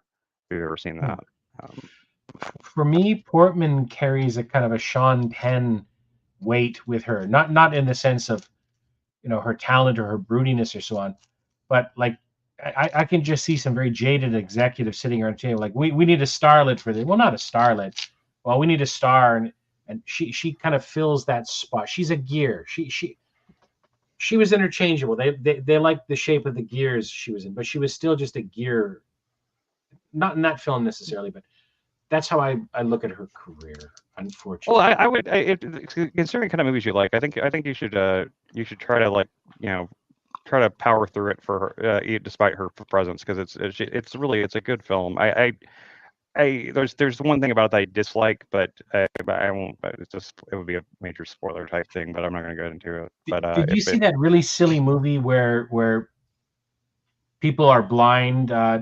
What's that lady's name? She was in that Pizza Bitcoin movie years ago. Oh yeah, Where yeah, they're I know. blind and she Sandra somehow. Bullock. Yeah, Sandra yeah, Bullock. yeah. Yeah, I did. Fucking I movie saw was part of it. That was horrible. terrible movie. That was terrible. I didn't get through the whole thing. I gave up on it. Speaking of It terrible was just movies, what's that? speaking of terrible movies, Yeah, The Last Jedi. yeah. Last Jedi. No. I woke up the other day. I had left my Plex on random. I woke up in the morning and it was like about a third of the way through the movie, and Oh God. I sat there kind of like half awake, like watching it, and I still I don't know for a Star Wars movie. I mean, I So I kind of I could do great Star Wars on a curve, kind of. It's not like well, I mean, so the thing is, I do too, and so because like okay, so recently I have heard a number of people online talk about Andor and call it boring.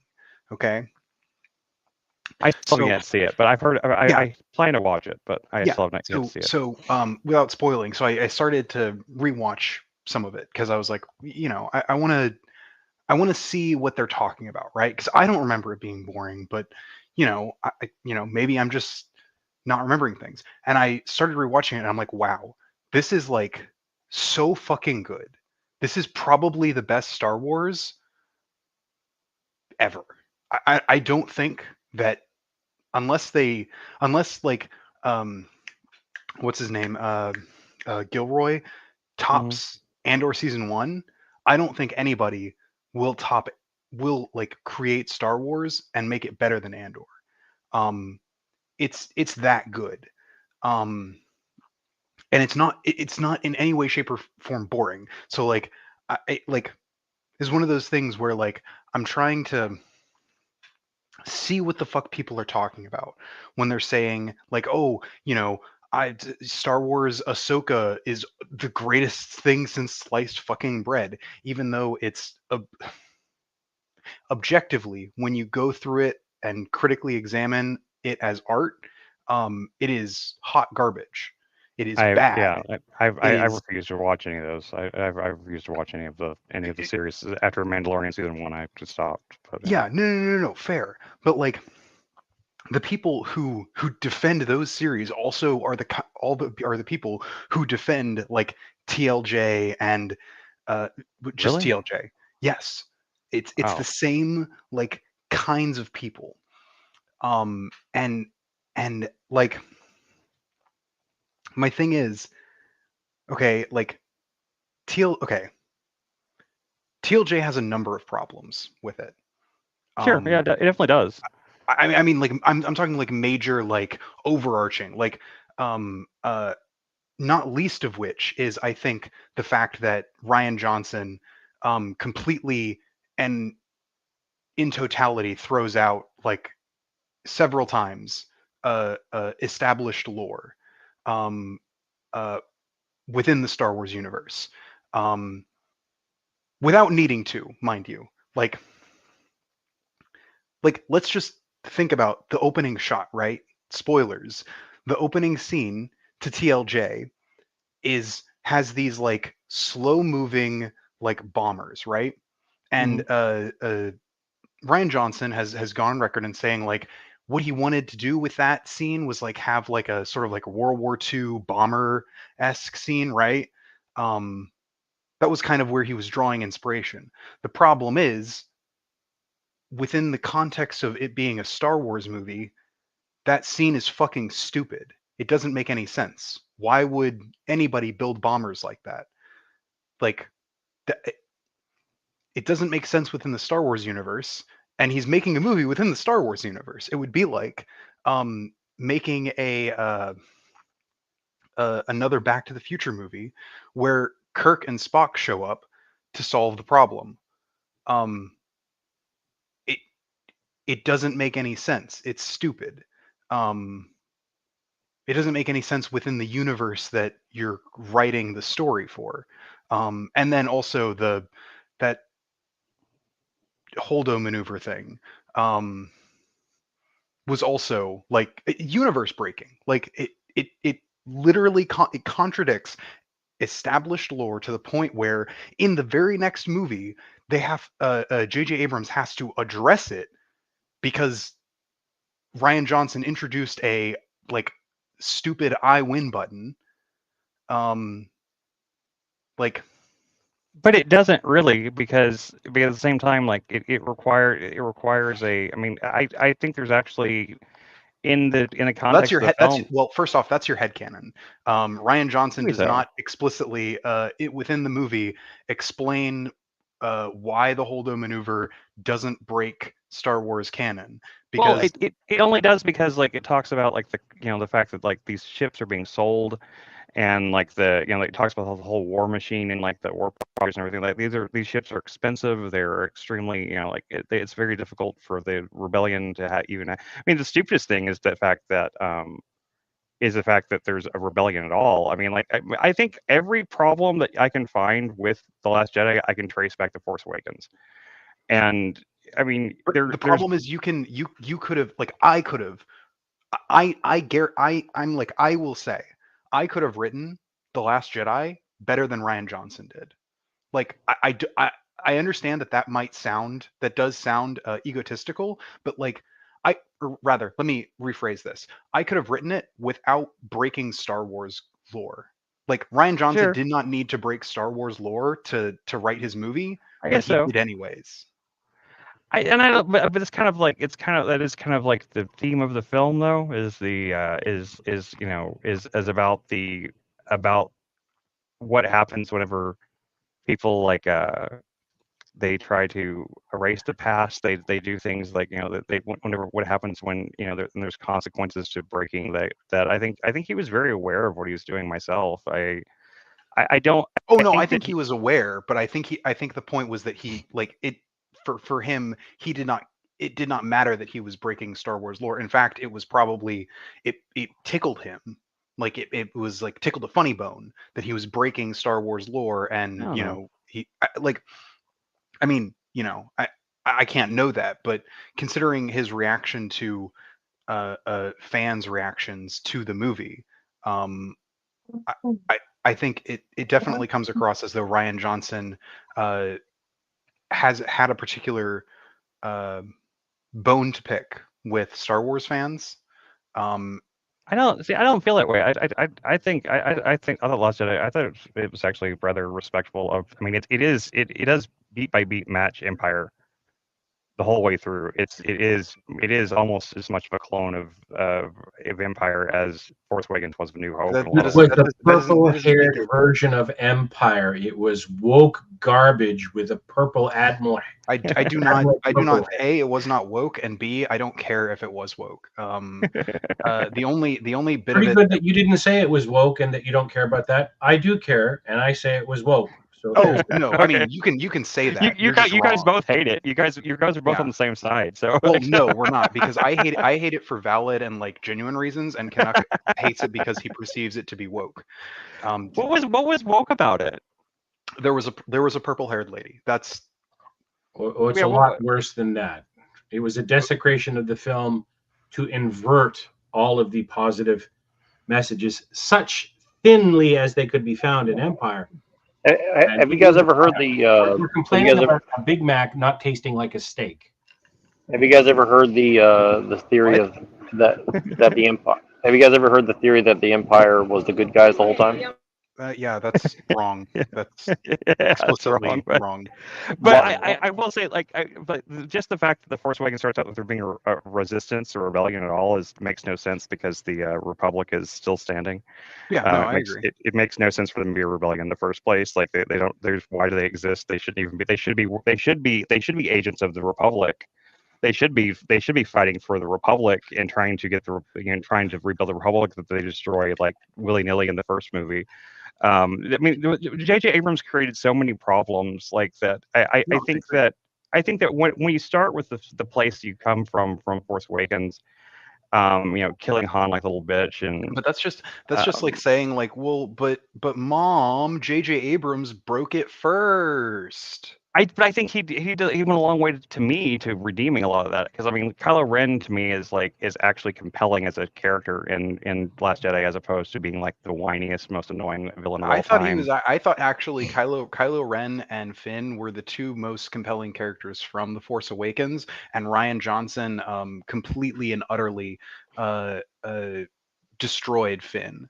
Um, it, How did he destroy Finn? I mean, he actually gives him an arc. He actually gives him like a chance to actually like and then he come and then into. he just completely cuts off the resolution of that arc with Rose, and that's just monumentally Well, yeah, but silly line. because ideally Finn would have gone on if Abrams was even halfway decent of a director, he would have recognized the fact that the arc for Finn was to become the leader of a rebellion within the ranks of the stormtroopers and to lead this stormtrooper rebellion well, against the First Order. well, let's go back. Let's hold on. Let's go back to the first. I mean, the first three movies, but the second trilogy. You know what I mean? The writing for that was very good, but the storyline. I I mean, don't. Sorry. but the execution was not very good, right? Yeah, there's some great ideas in the prequels. There's some great idea work in the prequels, I'm like the only person that'll probably will ever defend So for me, like, Attack of the Clones, but I defend the prequels in the form that they for what they are. I think that there is a lot of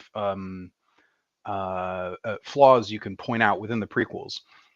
I like Attack of Um, the Clones. I don't give a shit well, what I mean is like the storyline made sense relative to the first three movies, and then what my point I'm trying to drive at is the last three movies. I guess like I didn't really get like how was that expounding on the storyline well, it that had wasn't. happened before, That's the right? thing. Like you have to realize that the two people who were directing the recent trilogy, J.J. Abrams and Ryan Johnson.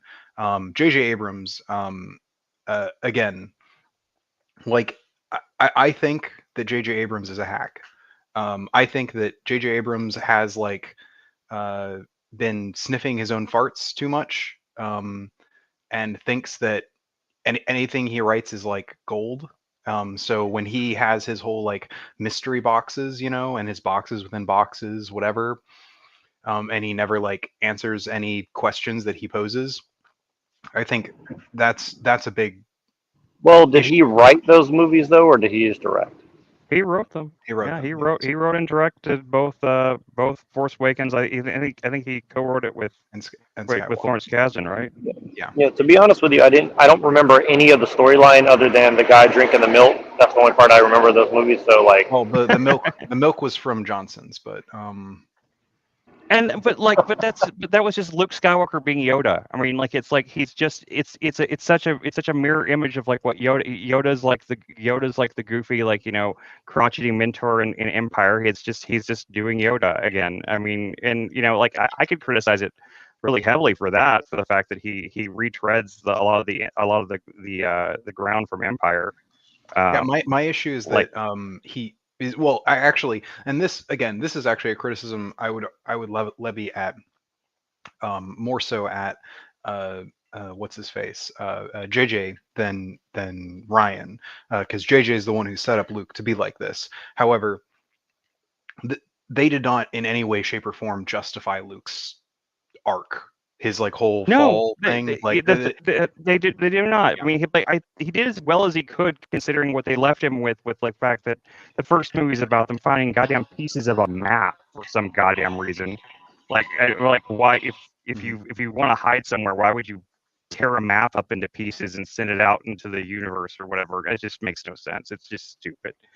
Like everything about Force Awakens pisses me off. Like it's a I mean, like I mean, I actually think that I find in the context of if I take Last Jedi, I completely decontextualize it from the rest of Star Wars and just look at it as it is on its own, and ignore Force Awakens, ignore the third one that I won't even bring myself to mention. And by Jack, I guess I don't know if he dropped out or he may have disconnected. Yeah, but I mean, I will say that I mean I think that I mean I don't like Rey in Force Awakens. Yeah, I don't like Rey.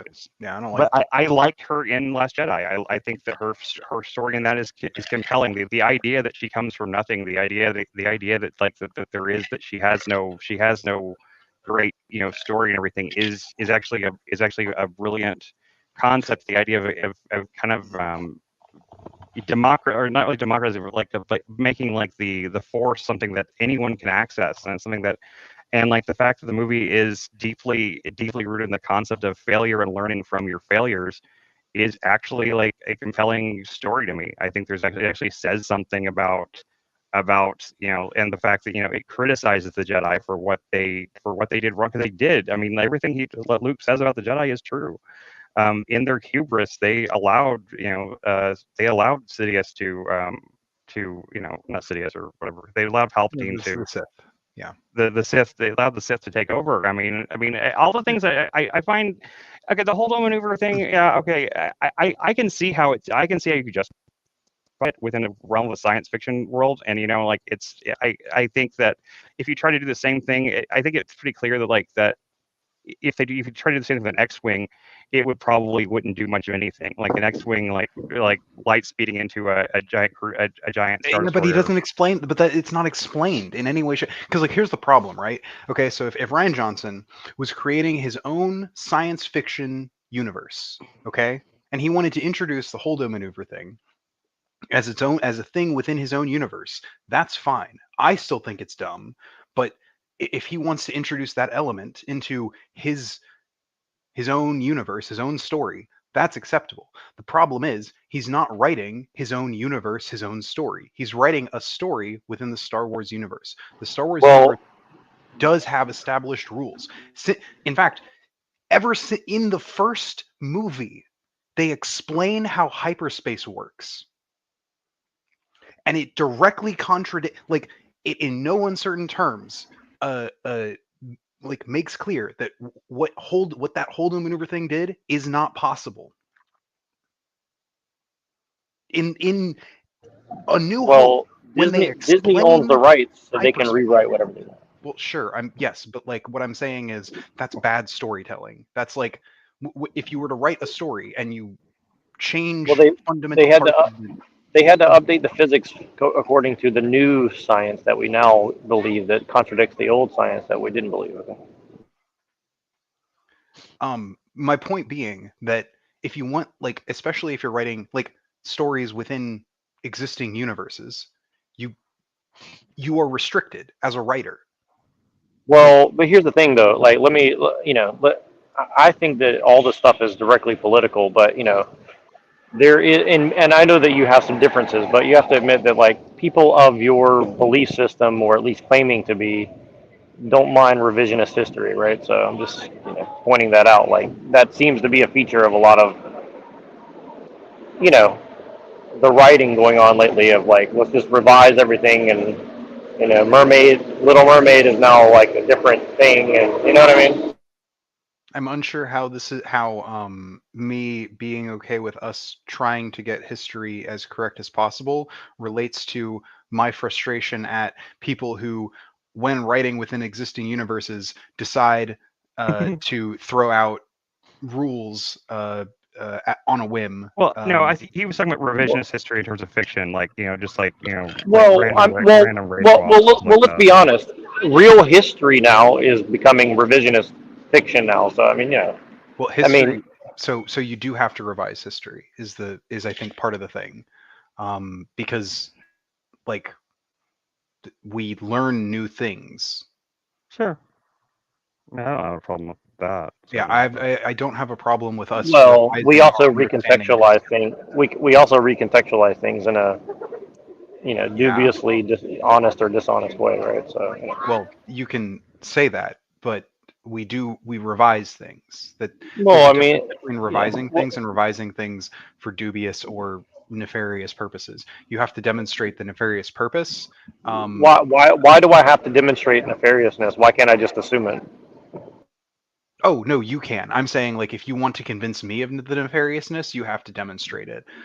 Because Well, but you may, history. but my point is, like, people can do things under the guise of, well, I'm just going to assume, it kind of creates a culture of, well, let's make assumptions, and if you So can't prove the assumption, then you're wrong. It's like, well, that's not really honest it's either, very it's very similar to, if someone were to, when Christians tell me, you need to believe in the Judeo-Christian God, and I ask them why. Um, this is them making a positive claim, and I'm asking for demonstration of the positive claim. Um, because they're making the claim. If you're not making a claim, then you don't have to demonstrate the claim because you're not making one, but you are making a claim. Well, but let's be honest. Like the way that society is being run, nobody's like asking the public, "Do you think this makes any sense?" They're just kind of like, "We're going to do this," and then it happens, and then if you disagree with it, well, you're going to suffer consequences. It's not like, oh, let demonstrate that this policy is actually helping people. I don't have to. I don't have to justify that, right? But I can justify where revising history has led to a more correct and fuller understanding. Okay, give me one example that makes sense. That makes sense to Yeah. you. Um. The Native American genocide for a long Okay, time. where do you think? So you think that people didn't believe that happened at one point? It's not that it's not. Well, yes, there are people today who don't believe that it happened. Let's just be real. there really But are. That's crazy. there are people who would not believe that it was a genocide. They would Okay, call it not a so genocide. okay. So let's just take what you're saying at face value. Let's say that okay, there was people who didn't believe in it before, and now people do believe in it. And let's look at the policies being justified Well, it's not politics. because of it's directly related. I mean, they're saying, well, now we've revised history. Now people believe in this thing. So let's say like where the rubber meets the road of trying to quote unquote correct such issues that are quote unquote caused by people not believing in such things. Do you see that the fruit being bore by the rewriting of history is quote unquote in a positive direction, or Yeah, that is a positive direction, though. okay, by Understand. what metric would you say that it's a positive direction? Um, hu- Human well-being. So, what we have. So, So you first think off, you think natives are better off now than they were 30 years ago? yes, By what metric? objectively, economically, socially. Um, I mean, yeah, just those two metrics alone are enough for me. Um, I don't think those are objective no, no, no, standards, though. they I are mean, not objective. But I'm saying that if you are using these metrics, then objectively, Native Americans are better off today by those metrics. and would you say that the society that we all have to live is better off as a whole than 30 years ago? Yes, Okay, by what standards?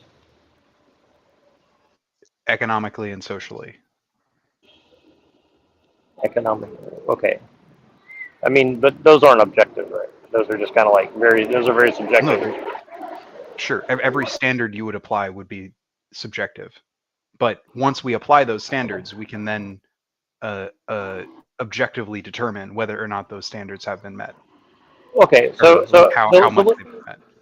so I'm just trying to demonstrate a wider thing. So you're saying that things are better, quote unquote. Well, I can say, well, better is just a social construct, and you would have to agree then, right? Yeah, it absolutely is. Okay, so then we all have to do is not actually like materially improve things. All we have to do is get people's standards to go lower, and then we always exponentially go up in better or well-being. See what I mean? What do you mean? No, I don't. I mean, by your own standard, it's a Oh, you're saying like all we have to do is lower our standards in the future. well, And all we then, have to do is change our perception. Is really what you're saying. You're saying well, all people have to do is change their perception, and then things get better because it's subjective. See what I mean?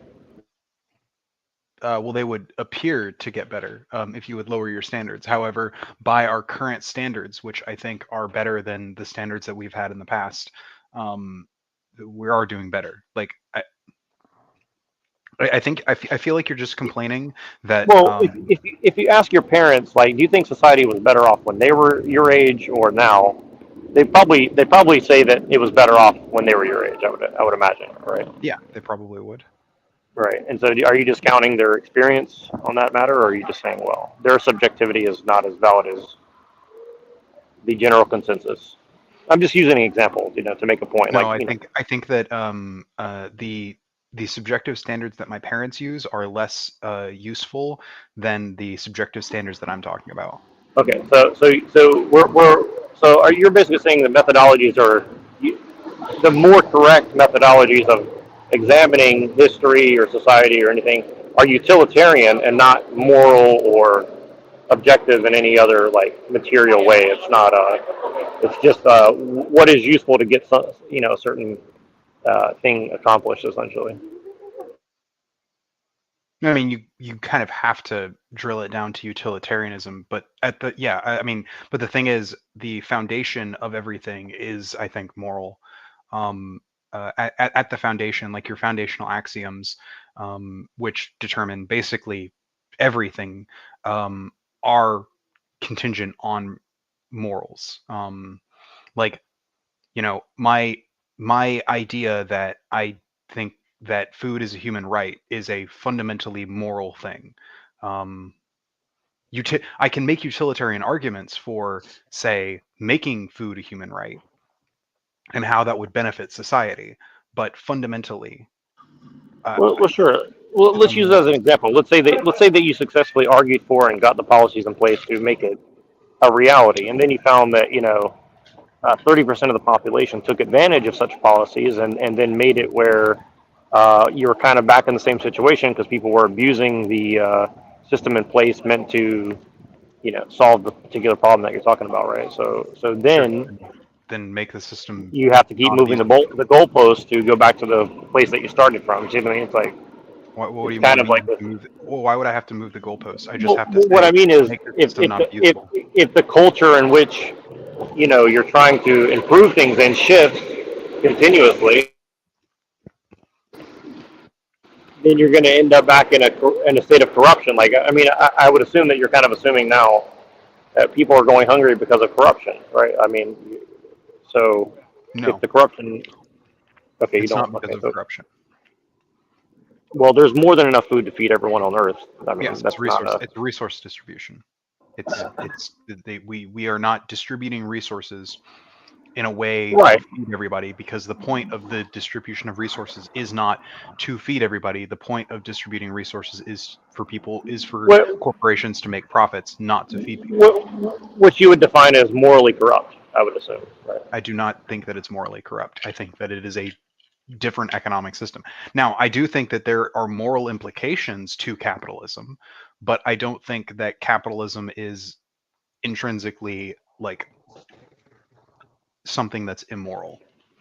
But Well, it can have outcomes that are immoral. It's just like it's just like your definition of like your political ideology. Like, there's a lot of different ideologies that just go under that umbrella. Just same with the other C word, right? It's like you have different versions of that. Like, my version of capitalism is very different than other So people's. it doesn't matter what your version of capitalism is, as long as your version of capitalism is about profit as the prime motivator for economic Well, activity. I don't necessarily know that that's what capitalism is, though. Like, I don't know that like the definition of capitalism is profit equals capitalism. I don't know that that's exactly No. the definition. It's not profit equals capitalism. It is the It is when firms within an economy primarily seek profit. That is capitalism. Sorry, say that one more. When firms within an economy primarily seek profit, that is what capitalism is. It is what makes it distinct from other economic at its fundamental level, because that is Well, what can I you? think it can. I think it turns into that, but I don't think that's. no I no don't no think that, that's fundamentally Well, what it is. no can you? profit seeking is what distinguishes capitalism from other economic systems. Okay, let me ask you this: do you believe in a pricing system? Do you believe in pricing? But Sure. there's always been profit. What economic system has ever existed that didn't have some form of profiting? It's not about having profit. It's about the prime motivation for doing economic Wait, activity. isn't that? I mean, wouldn't that be that's the primary motivation in a barter system too, or in a? Well, I mean, there are. It take actually any so instance. no, it isn't. Take Okay, any instance in a. I mean, if you look at like especially if you look at like sort of like smaller, more community-sized economies, um, uh, uh, most of the motivation behind doing economic activity is fulfilling needs within the community. The blacksmith doesn't like do what the blacksmith does so that he can get rich or so that he can like make profits. It's because the area needs a blacksmith, and he's his dad, you know, was the one who was a blacksmith, Well, and he got well, raised to do. okay, but let's say that not many people want to do blacksmith work, and then suddenly, let's say that there's one blacksmith in town, and he has a place to fit, and then he gets a little bit better accommodation because he's just more useful than everybody else because nobody wants to do his job. And let's say that 10 blacksmiths shows up in the town, right? And utterly decimates his value in But that. now we're not talking about the prime motivation behind economic activity, though, which is all that I was talking Well, about. but this is the thing Okay, is like I just you yeah, can't you I can't don't want. know Like when I'm you not say I, motive. I'm When not you say I'm not motive, yeah. how, determining someone's motive in any given moment, even for the person, is not always like easy, right? Like Sure. I get what you're I mean, saying. Like I'm not trying to be even in but ancient times, people were always trying to improve their station in Sure, but society.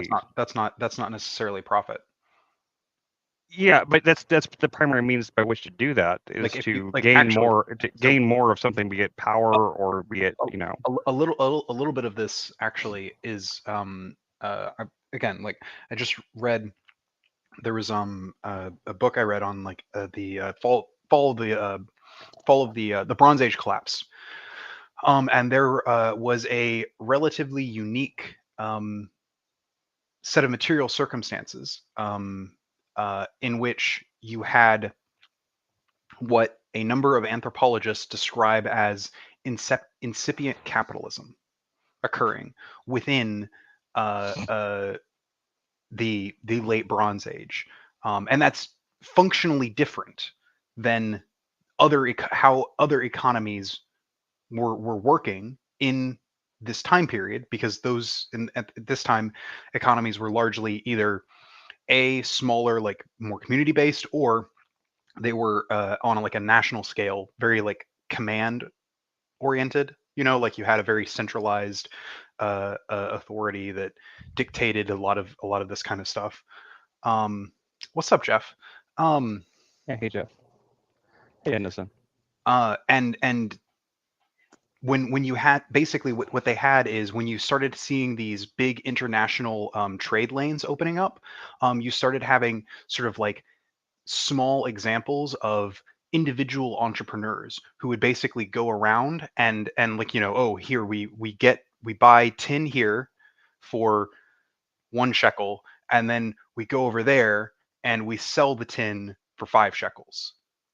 We want to make the profit, and that became like its own sort of like insulated miniature economy, at least until the Bronze Age collapse, and then, well, you know, all those well, trade lanes entirely I, gone. I guess along these lines, I have a question. Like, do you think that we can socially engineer people to be more moral, or do you think that you're just going to have to institute a certain system like one you advocate for, and then people will become moral in lieu of that, and like because of that.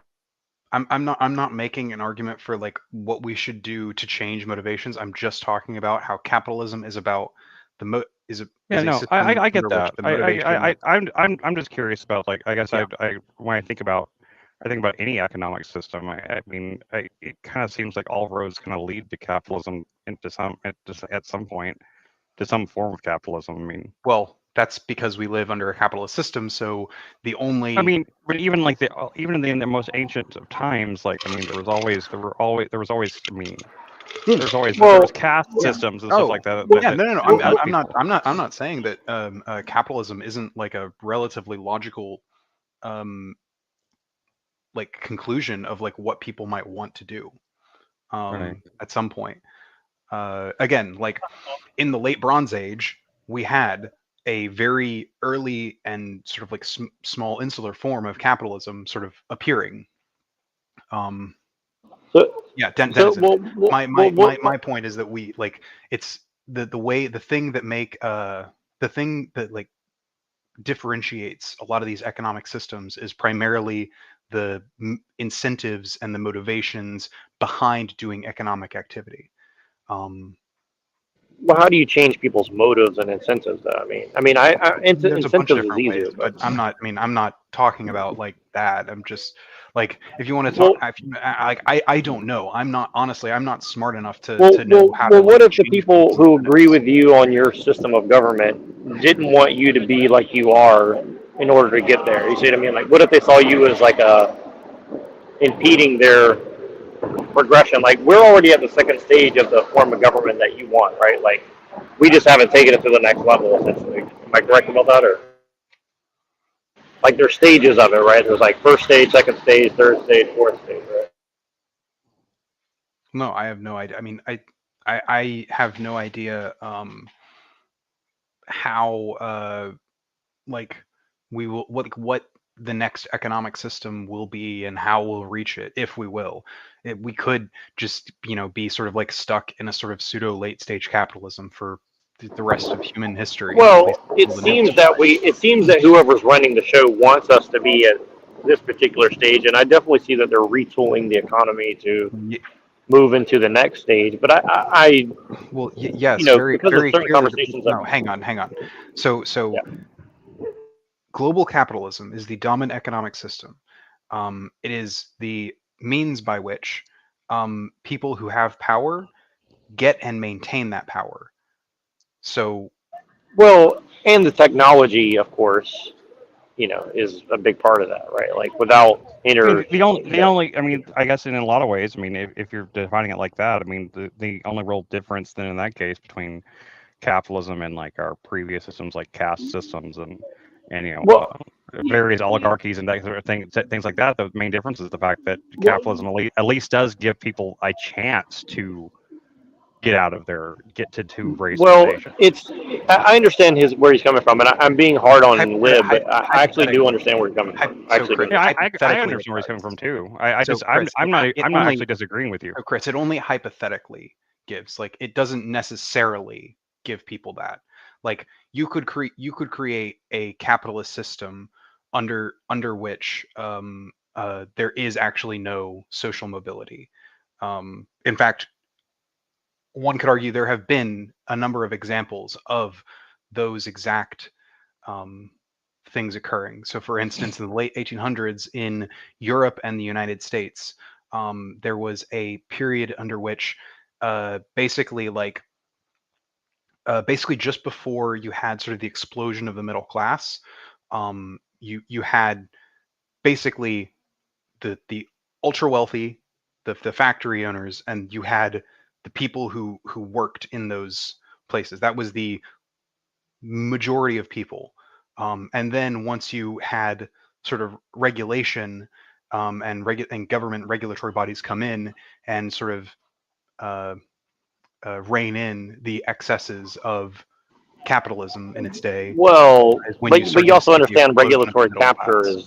regulatory capture is also a big part of that too, right? Like they're kind of like writing out their competition a lot of the times too, and obfuscating what they're doing, of course, right? But Like, the thing is, after that regulatory capture, you saw the explosion of the middle class. You saw, like, suddenly the middle class sort of re-emerging into coming back into being. what do you think about? I mean, do you want a society without a middle class, or I guess classless would be your preference, but I mean, realistically, I don't know how that's feasible. I mean, I do think that it is better to have a middle class. If we're going to have a class system, it is better to not have an immense disparity between classes. And it does seem that to prevent a insane disparity between the upper and lower class, you need the middle class. Well, let me put it this way.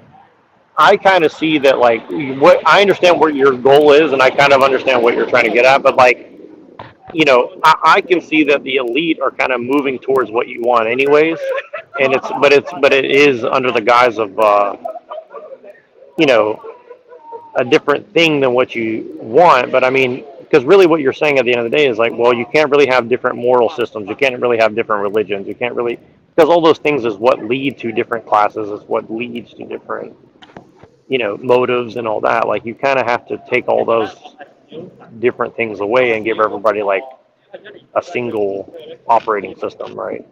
Like, Yeah, and I just don't you know do how need you're going to do that without like to remove genetically classes. modifying what human beings are. I do Like not think that.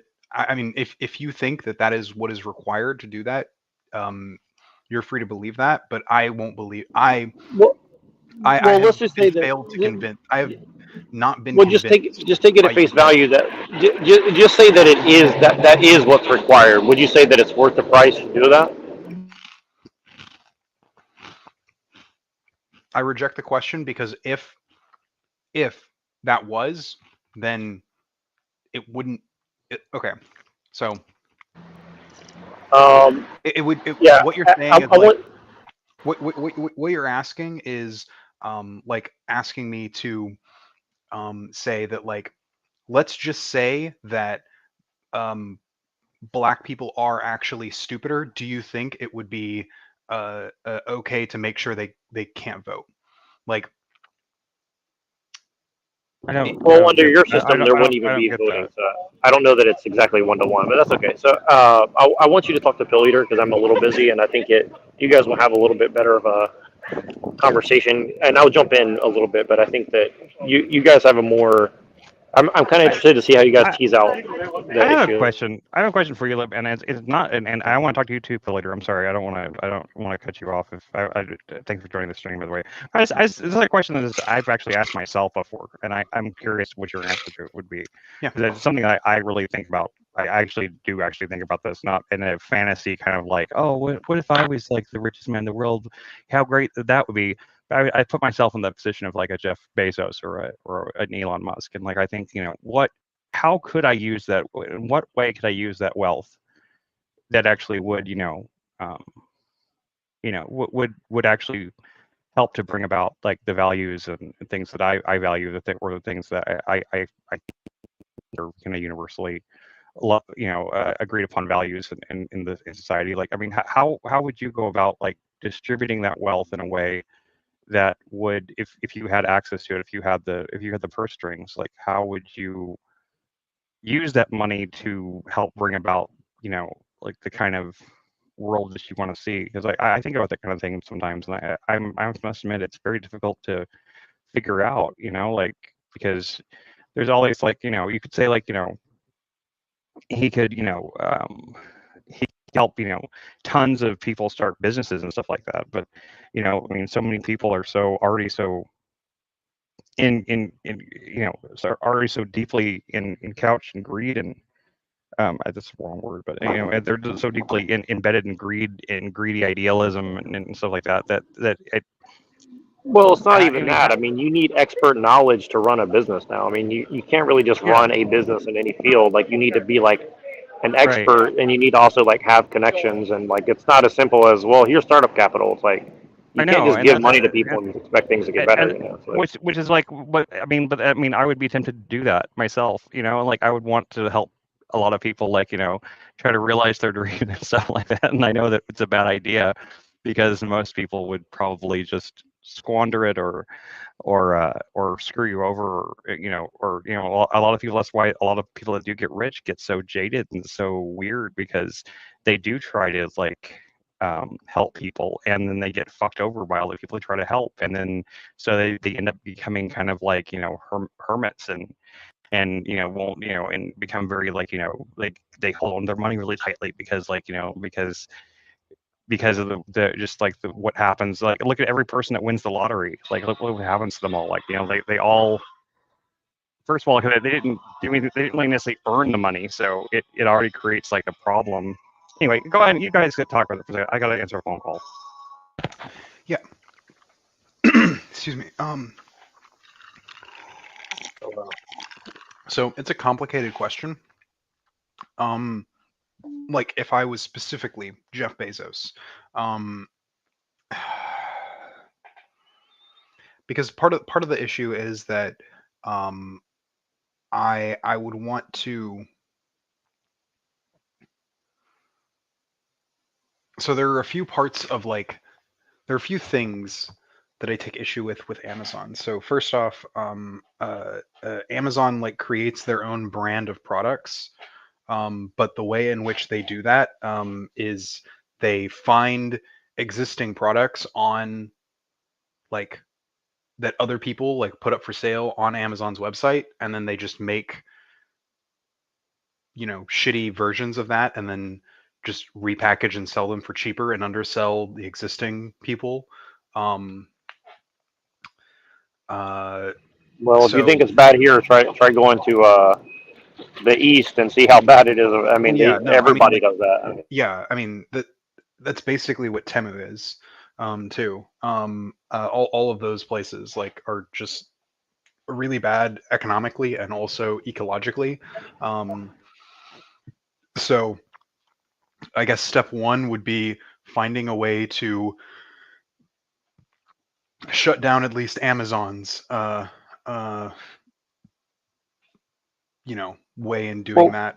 well, I guess my point is, let's say that you do that here in America, the whole rest of the world operates the same exact way or worse. So I'm saying, like, Sure, I that don't know. doesn't That's just the that way I look doesn't at it. Yeah. sure, but like just because someone else is doing something bad doesn't mean that that gives me the moral justification to do something bad. Sure, Um, no, I mean that was kind of part of my point, is like I just, you know, I mean I absolutely like, I mean I empathize with your your position. Seriously, I don't want to see, Jeff. I don't want to shut down Amazon. I want to shut down parts of it that I believe are acting uh, well, forget not about the in. company. I'm talking about his personal wealth. Like, how would you take, you know, if you were to like liquidate all of his assets and you had just had his pile of money, right? He has Scrooge McDuck, Yeah. you know, money he can swim in. How would you, you know, how would you use that money to improve the world? Like, what would you do? What would you do to try to improve the world in a way that you think that would be? Because like we've seen like people try to do like philanthropic type things where like they try to like, you know, in through charities and through various, you know, like, you know, initiatives to try to like, you know, like they bring water to like, you know, Which are poor. rampant, which are absolutely rampant with corruption. By the way, I mean, Yeah, just exactly. And like, unbelievable Problem, amount the of. problem with them isn't even primarily corruption. The problem with them is that they don't fundamentally fix the problems. Like for instance, I remember one philanthropic thing where like they um they wanted to send shoes to some poor African country, and they sent this country like millions, hundreds of millions of pair of shoes. yeah, it's Tom. Um, It's the story of Tom's. That's what happened with Tom's. Like Tom's, their whole thing was that every pair of shoes you and it bought, they would. collapsed their Yeah, economy yeah, because like suddenly nobody needed to buy shoes. Every single shoemaker and like shoe producer in their country went under overnight. Okay, yeah. and then that created like a domino effect where like you had whole industries um in this country that just like collapsed. Because At the same, but you can't. I mean, you can't deny the fact that there was a good intention at the start of it, of the idea of like for every shoe that people in this country buy, we're going to send a pair of shoes to an impoverished country. It sounds like, I mean, it doesn't sound like an idea that came out of anything, cynical or like no, they I say don't like, think any very few of those things that occur out of cynicism or out of like not actually wanting to help. What it usually occurs from is people don't like, obviously people don't understand all of the like externalities that things that they do have. um and I think like the biggest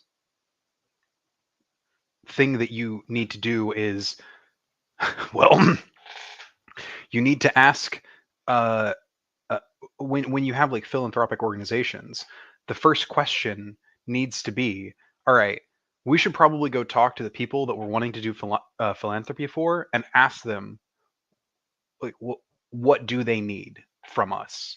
Like I don't think, I think that anytime philanthropic organizations go, all right, we are going to dictate what's going to happen, um, I think that almost always leads to bad outcomes.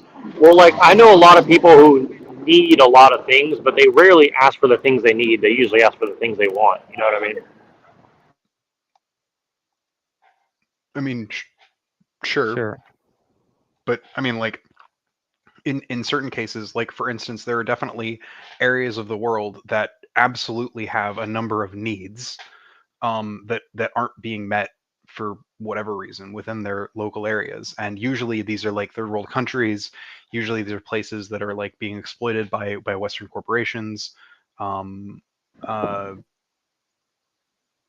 Like America, yeah, I exactly. mean, yeah, like Denizen's not wrong. Like clean water is probably like the most basic. Like if I wanted to do the most good without doing minimal harm, it would be using that money to give as many people on Earth clean water as possible. Because you could right. probably, I mean, with Bono has tried to do that to some degree. I mean, yeah, I don't Well, know. but the thing is also you have to understand like you're not going to get rid of the cartels who are going to move in and try to like take advantage of the well that you just built for a local place, right? Like you're going to put water there, and then the first thing someone's going to do, in a sure, lot but of cases, not all, but a lot of cases, that's is not like take the over that issue. well and start The charging. issue with clean water is not usually like cartels preventing people from having them. Um, Usually it's just people lack the capital to Well, and dig wells. training, and like water management is a whole yeah, I was industry. It gonna say takes a you lot of actually you can protect the water work. with the military too, so you can hire private security forces to then protect that water.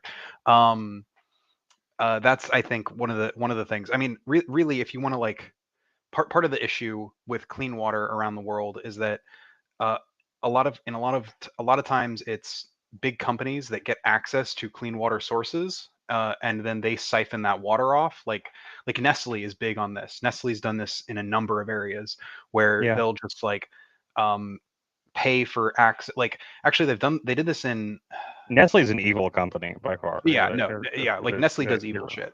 Um, yeah, instead of oil fields and poppy fields, have those private contractors protect water wells. Yeah, I mean, like that's what I would like. Really, that's what I would do if I had Jeff Bezos money. Is I would use use private military contractors to my benefit to protect all of the Well, clean well, water facilities well, that I would set up for people. well, There we that's go. funny. Eric Prince agrees with you, and that's exactly what he wants to do. So. Well, let's hear from Pillator. Like, Eric? hi, Pillator. You haven't got a chance to get a word in edgewise yet. So, how you doing, man? Hey there, I'm just multitasking at the moment. I'm tuning into the argument for Africa, whether, corporations they run, I know the Shell Corporation has control over Uganda. There was a documentary on that I saw years ago, but can't really say much about African economy other than, yes, Western corporations do meddle in Africa all the time, but so does China. I think China should be more of a concern, but some people like Haas says that we should just let African self-determined governments create their own nationalism, which would then boost the economy, but then you would have this very weird I think sanction any, state. But anyone who makes that claim is being Jeff was calling me idealistic. That's like idealistic to a dangerous degree. There's no such thing as a self-determined independent country. There are countries that are influenced by the West and America, and there are countries that are influenced by China and Russia. That's right, because Jackson, Hinkle, Haas, and that crew, they're like, oh well, just let Africa be Africa, and then I guess their economy will be fixed. I mean, yeah, well, they're fascists, so I'm not surprised that they like China. Yeah, right. Most people can't even say that. Well, I mean, most people are just scared of doing it because people like Jeff will be like, "Oh, you just call everyone fascist." But that's like you're right. You're absolutely like by definition that would be like a nationalist hyper, and then all the leftist tankies are like, "No, that's not," and then they go in complete denial of it.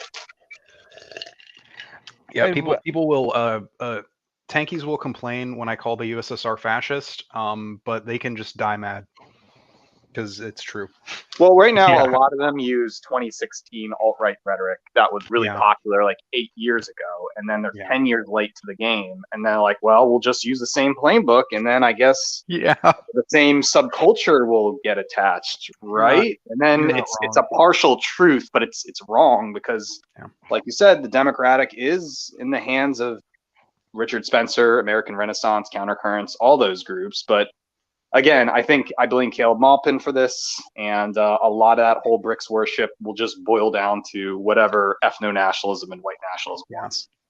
Well, thankfully, those kinds of people aren't even like tangentially relevant anymore. Like the amount of influence they have, like they have influence over like 14-year-olds on Twitter, and that's about it.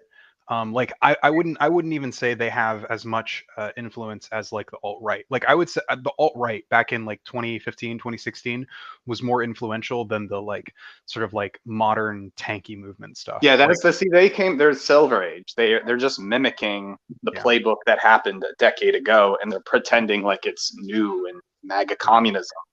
And it gets really freaky in the DPRK section where they think North Korea is going to rise again because I guess base Korean nationalism, whatever that is. God, gee. I mean, like, okay, so like on the one hand, like for what it's worth, both Koreas suck. Okay, like neither Korea is very like no one should be idealizing either Korea right now. Well, I still think I mean, it's pretty obvious that you'd rather live in South than the North, though, right? Oh yes, but only by honestly. Now, to be a quick question here, there are Russians and Chinese that are in the North, but they're military. That's the thing. Very high elite military. Yeah. The South Korea is like calling South Korea a Western liberal democracy is not correct. They are actually significantly more authoritarian than most Western liberal even like honestly, even Japan is like significantly more. I agree. Oh yeah, I mean, Japan they call themselves the Republic of Korea. Closer to a Western democracy. Yeah, I agree. Yeah, South Korea is it has a rocky past and honestly not that stable of a present.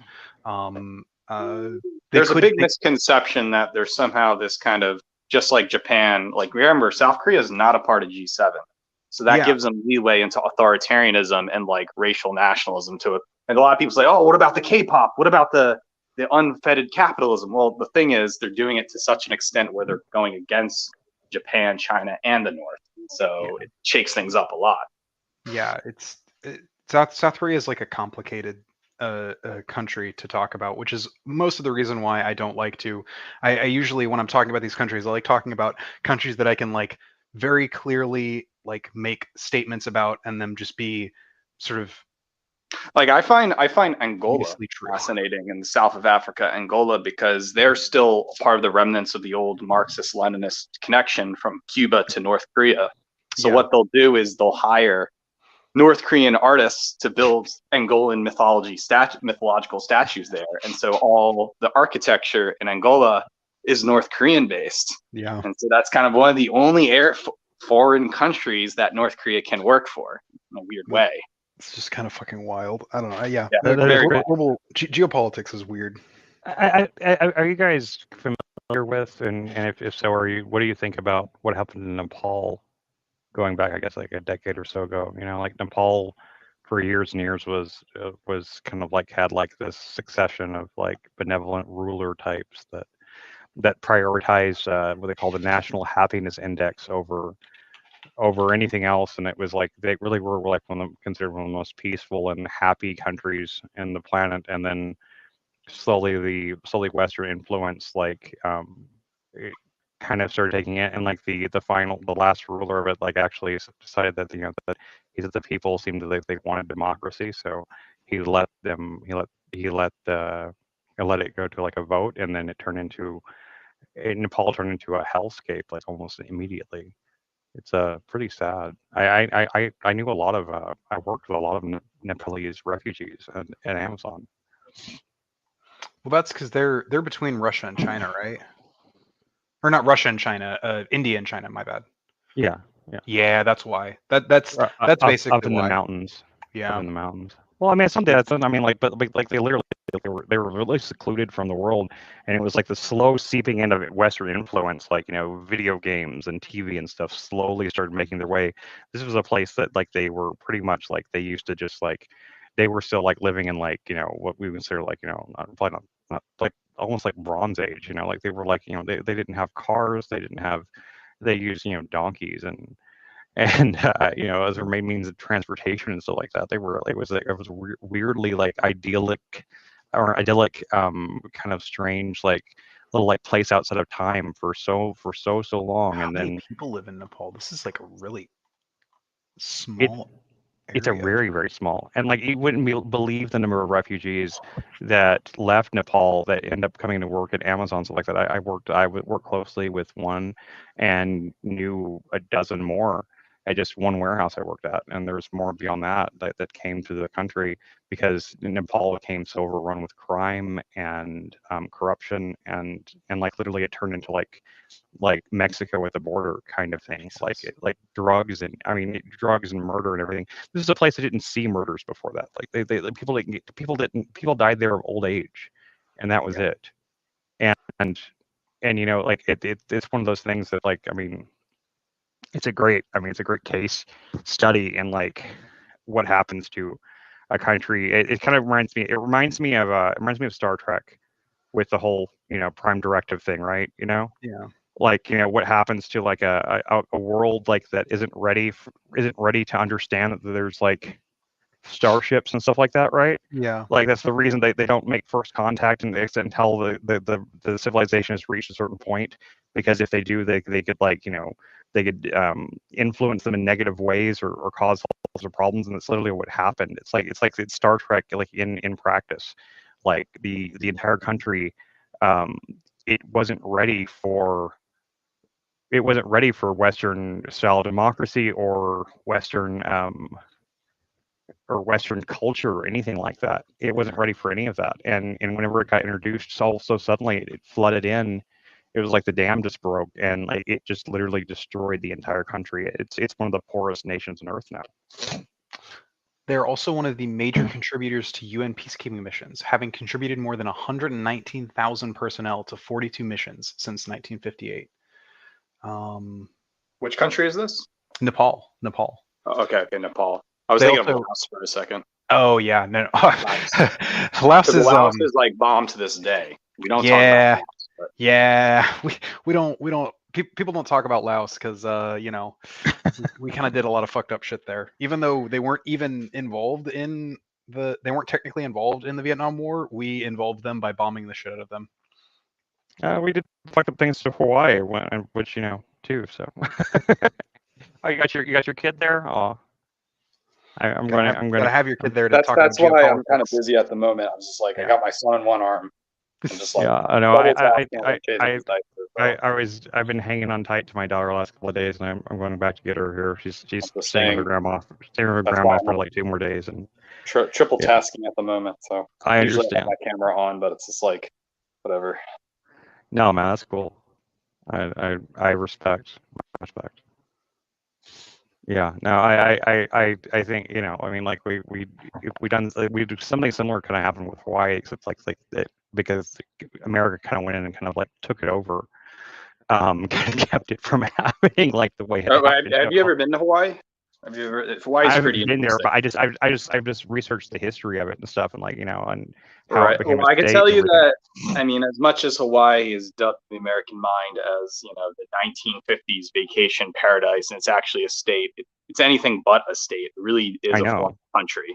It's just colonized by the United States government, Yeah, the same way, you know, out in yeah. Jamaica is, you know, a different government. And so, honestly, there is this weird conflict between Oahu being like a giant Trump hotel, a nice beach, Hmm. a Hmm. normal Hawaiian village with Hawaiians living there, and Yeah. just a lot of things to I do. mean, which is strange because like as much as the Hawaiians hate that what happened there, but America coming in and doing that kind of in a weird way stabilized that influx of Western influence. Whereas Nepal, it happened completely unfettered by anything. There was no stabilizing influence, and instead, just literally like crime lords and everything just kind of rose up like instantly and just like decimated the whole country. And it's just like, I mean, like it ping pongs my mind back and forth. It's like, well, Western culture bad, and then it's like, but Western, but then you see like, you know, you see like, but it could sort of like if it's, but it was probably inevitable, you know, because Well, it's Western not so much that society is Western so, culture. It's not so much that Western culture is bad. It's that imperialism The, is. the only thing I could say about Nepal is that in north of the Bronx, there's a Nepal village, and it's kind of famous for its Nepalian flags and kind of liberal monuments being erected, and it's Well, Nepalian restaurants in the north of the Bronx. Nepal is the place where the Gurkhas came from. The Gurkha warriors, which like allegedly like Gurkha soldiers are like basically just all Navy SEALs. It's just like yeah, they're kind all of. Navy SEAls individually.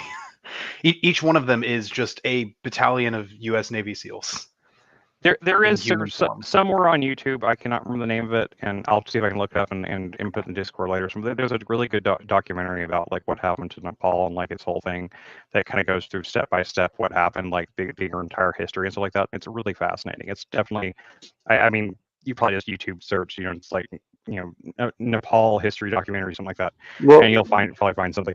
But it's actually a really fascinating story. if you guys don't mind, I would just love to let's talk about what happened to the United States because yeah, I think that it's just kind of interesting. Like I think Lib and Pill Eater have or had some similar understanding of like kind of Yeah, A, where we're at, and B, where we're going. And I think it does relate to Nepal and all that too, because like I don't think it's capitalism or Western stuff coming in that directly led to all that. I think it's a very complicated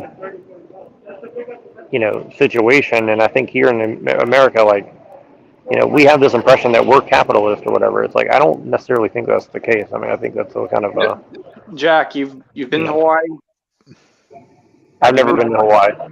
I've Okay, never because been. it's weird when you ask people if they've been to Hawaii or not. It's usually when they're really young for a vacation, but there's never anybody who's been to Hawaii long term. I mean, it's as Yeah. big. Oahu is as big as like Chicago.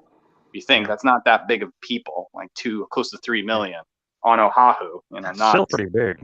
Maui, but it is pretty big. But on that very small island, it really does feel like it's a displaced foreign country under like American rule, just to point finger. But also at the same time, it does, like, if you're going to see a lot of Japanese, chances are it's always going to be Hawaii. It's not going to be LA, SF, or New York. It's going to be Hawaii. And that was one of my culture shocks being in Hawaii for like 5 weeks.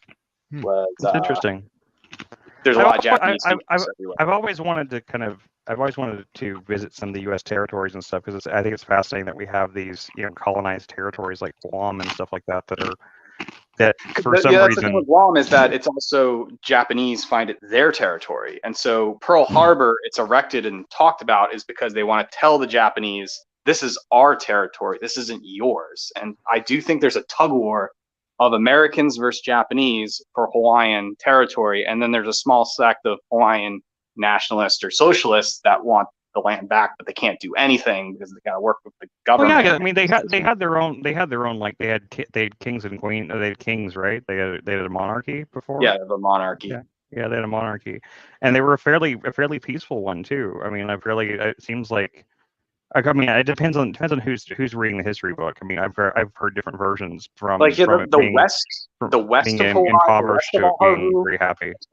like the west of Oahu is like all Japanese, and the east is all American. That's where Waikiki is. So it just feels like you see that total difference between Japantown and American town in Hawaii and Pearl Harbor. And where do the Hawaiians live now? I mean, the north. So the north, or in Maui, or some of the more remote. But it's just, it feels very like segregated. Like it's just you choose what part you are, and even if you're in the north part, it feels very isolated. It feels like you are definitely somewhere else. It feels unworldly.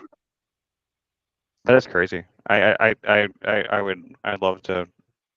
Traveling is something I've never had the ability to do. So, but again, you go to Waikiki, it's like Las Vegas, and then it's But like, you're saying, are you saying it's kind of like a dangerous part up in the north there, or is it kind of no, the north is like the last remnants of Hawaii. It's the Hawaiian people, Hawaiian interests. Well, I mean, I've heard there's like a lot of drugs and stuff up there. That's why I'm asking. That's Waikiki. That's like Waikiki. So that's like where all the trade is going down. And then all of a sudden you get to the west. That's Japantown. It's all Japanese, and that was like another culture shock. I was like, oh, that's weird.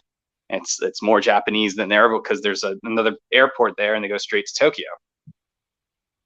Which part did you like the best? I've always wanted to go there, and because of all the weird like crime stuff I've heard over there, I'm like kind of. As much as I mean, I was staying in Waikiki for that bit, but you could walk everywhere. But I had to rent a car, and I went to usually the west part, where there's usually like, it's weird because it's like rainbows come out all the time. That's like another surreal part. It's like there's a rainbow every day, and you see it. And then like on the Japanese part, it's like you already have the Buddhist shrines and temples already erected during that time before it was a state. Like this is like 1920s, 1910s.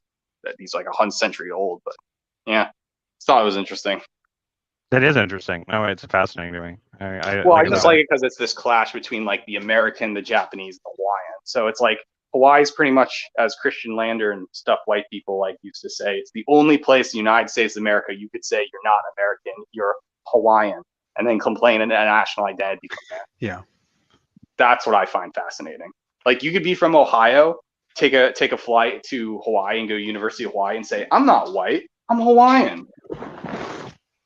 I mean, yeah. while I've never been to Hawaii, I have been to an actual U.S. territory. I've been to Puerto Rico, which definitely makes me feel like, excuse me, we shouldn't have territories.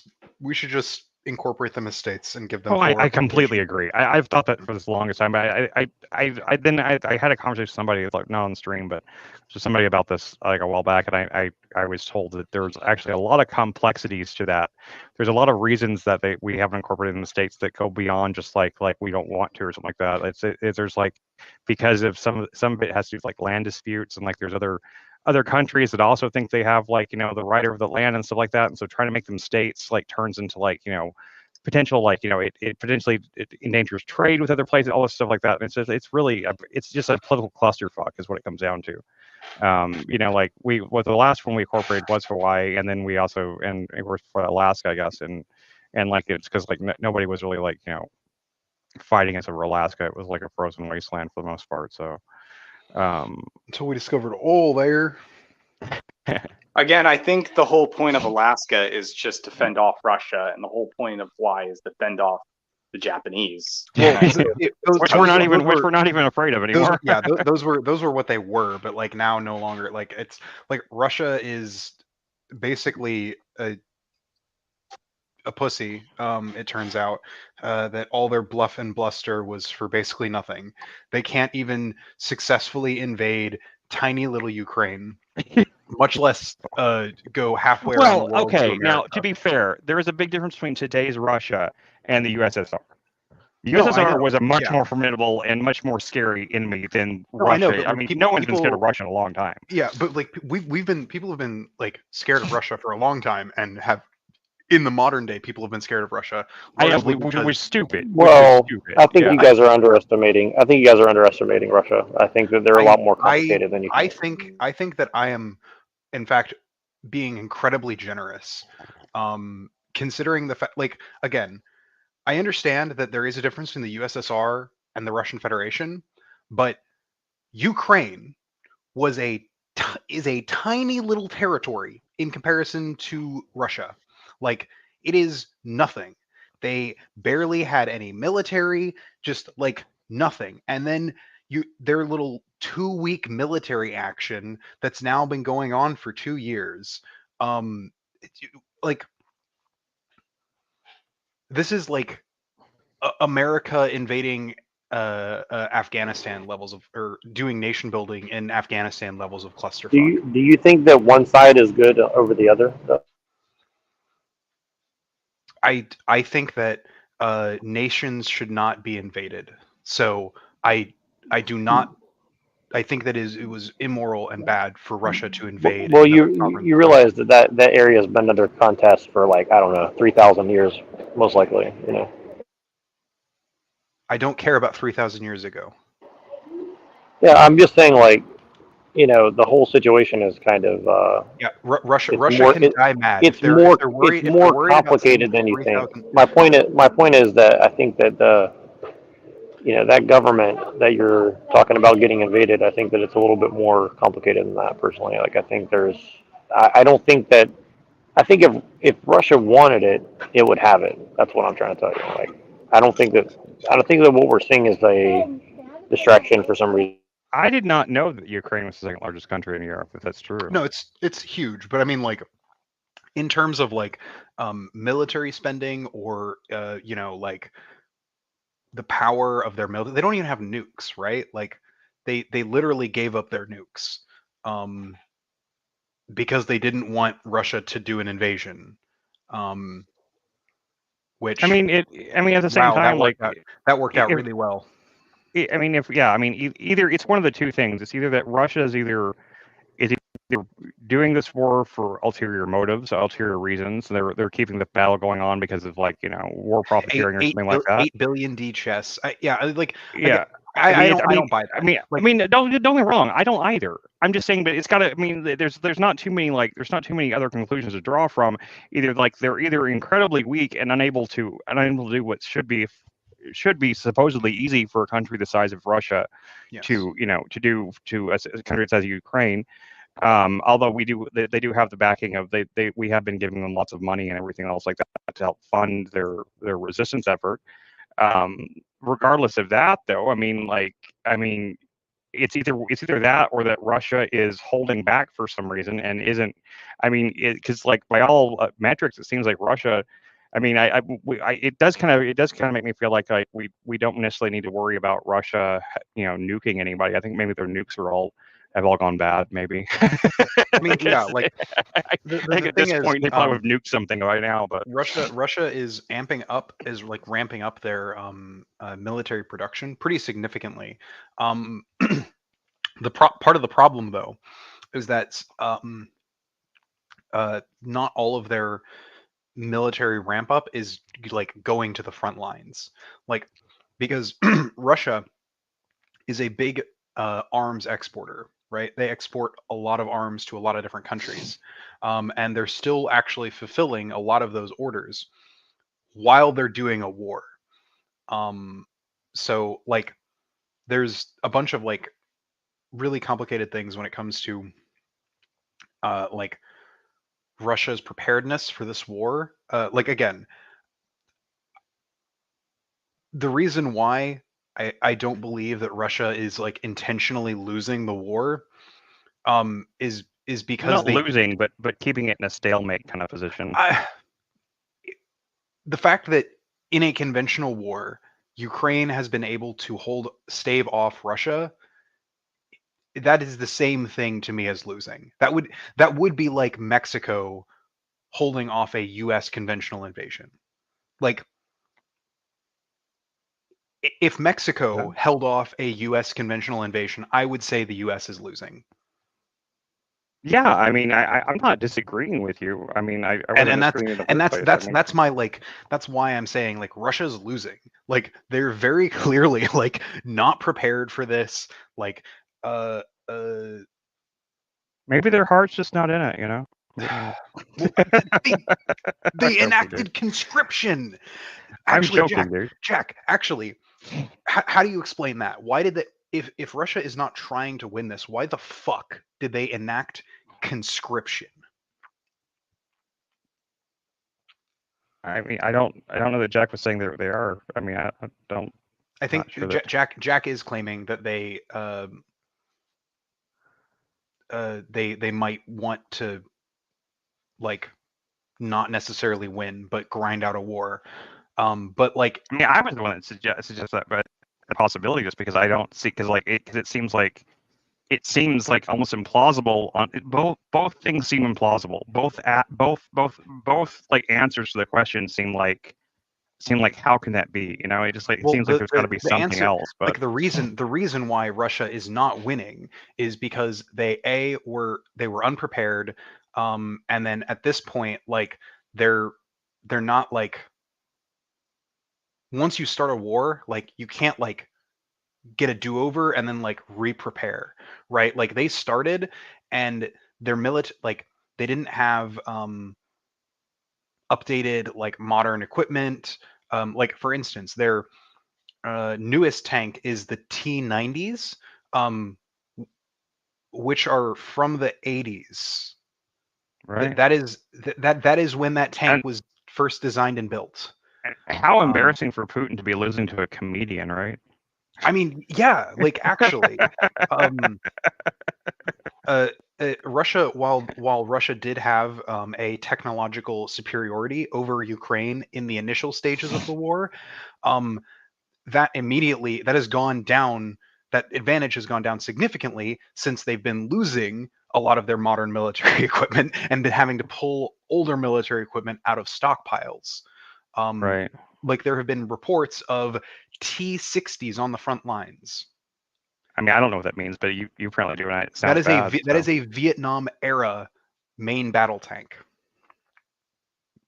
That is well, old as shit. That they don't have. There are reports of Russian tanks going into battle without reactive armor plates, which reactive armor plates are basically like the way tanks do survivability now. Like every tank, even like uh, uh, modern Russian tanks, they'll like strap on these. Have you ever seen those like little brick things that go on the sides of tanks? maybe I'm not that They're familiar. like I don't these big Sorry, pay a lot of attention to things. I heard you guys say Jack, and I missed what you guys said. So sorry, I was talking to someone. Oh, I was talking about explaining how Russia's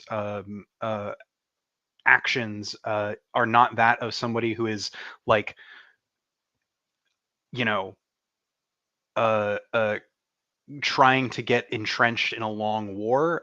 They are the desperate actions of people who were wholly unprepared to fight someone who was going to significantly fight back. You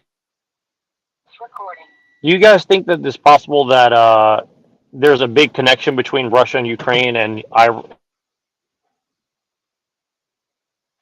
kind of get the sense that those are both proxy wars of something else, a And little bit sorry, larger.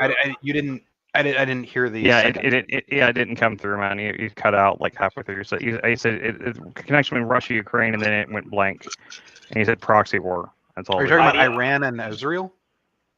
Well, yeah, I'm just saying, like, I think that the conflicts that we're seeing in Ukraine and Russia, I think, are proxies of something along the lines of like Israel and Gaza. Like, I think those are. I don't think that they're just to be taken at face value. My point is, like, if Russia really wanted Ukraine that bad, they would find a way to make it happen. I don't think that I don't think that they're incapable of Then taking the territory then of why are Ukraine. they having to then why are they pulling out like tanks from like their stockpiles from the 60s? Well, I mean, do you understand that the same people who run Israel kind of run Russia? Kind of like, I'm pretty. What? Israel is pretty firmly in the under the influence of American hegemony. Russia isn't. I'm not sure what you're alluding to.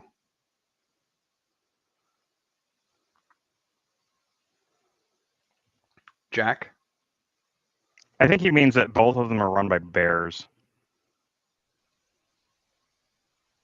You know, the Russian bears and the unicycles. Yeah.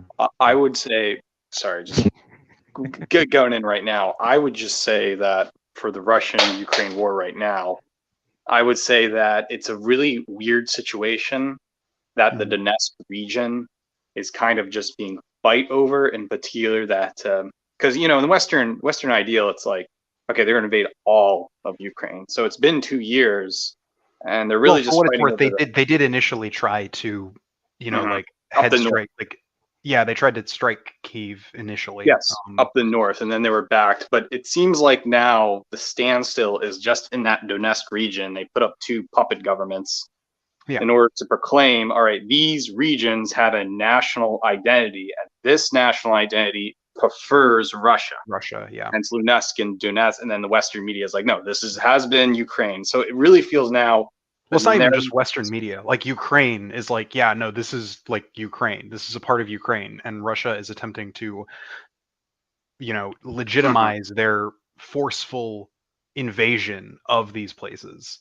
Right, and the fight is really for this big region rather than what they were. They were trying to attack the capital, but it feels now that the standstill. I think plans have changed, and it's really going to be this endless war between this middle strip of the Donetsk and Luhansk. Yeah, I think there are definitely people within the U.S. State Department who are totally okay with Russia just fighting a forever war in Ukraine. Because obviously if Russia's busy fighting a forever war in Ukraine, they can't, make other plays, like that will drain their resources. However, it's more like a affirmative. It's like a wall that they have put up now, where they just don't want any. But yeah, go on. I mean, personally, I think that we should just basically turn over our entire stockpile of military equipment to Ukraine and just watch them steamroll Russia, because that would be fucking hilarious. Like, we gave them 30 Bradleys, and then Ukraine suddenly was doing significantly better against Russia. Like, imagine what would happen if we just shipped all of our Abrams tanks over to Ukraine. Like, what are they gonna do?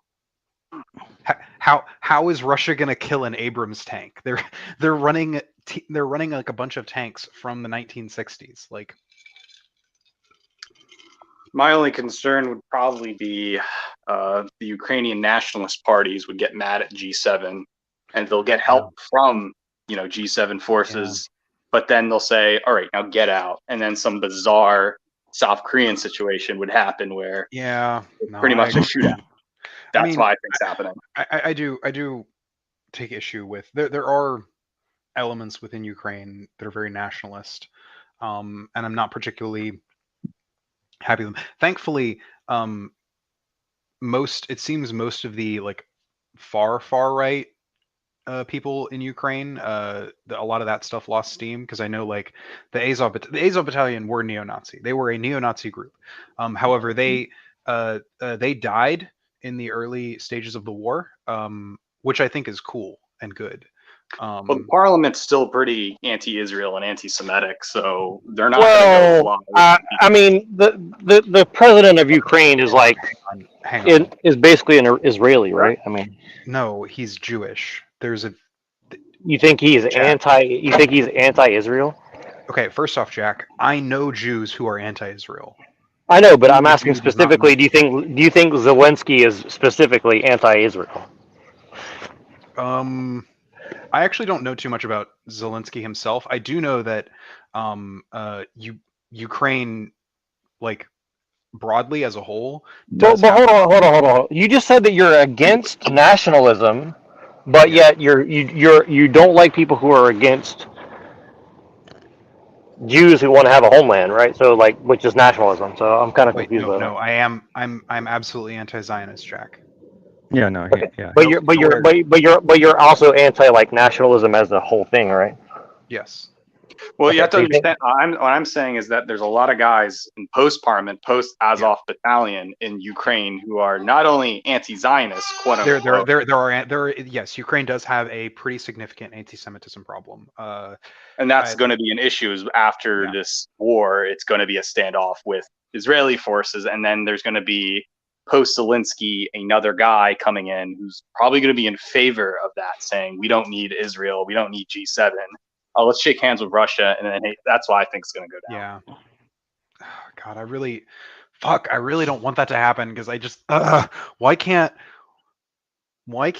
people be anti-Israel and left? Okay, why can't there just be more of that? Okay, it makes sense. It's normal. Why is Because the Ukrainian people think they're a people, the Ukrainian people against the Russian people, and that's what's motivating the extreme. Which is weird because they weren't, because the Ukraine was part of Russia until not within my Well, then lifetime. that's what Russians say. well, That's what the Russians say. So yeah, I was gonna say that's what Russians say. That is But it's actually true not the though. case. No, I mean, they were no. part of the USSR. So- They were so part of the well- USSR within my yeah. lifetime.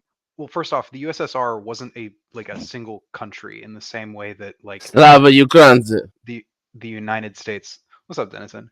In the same way the United States is a single country.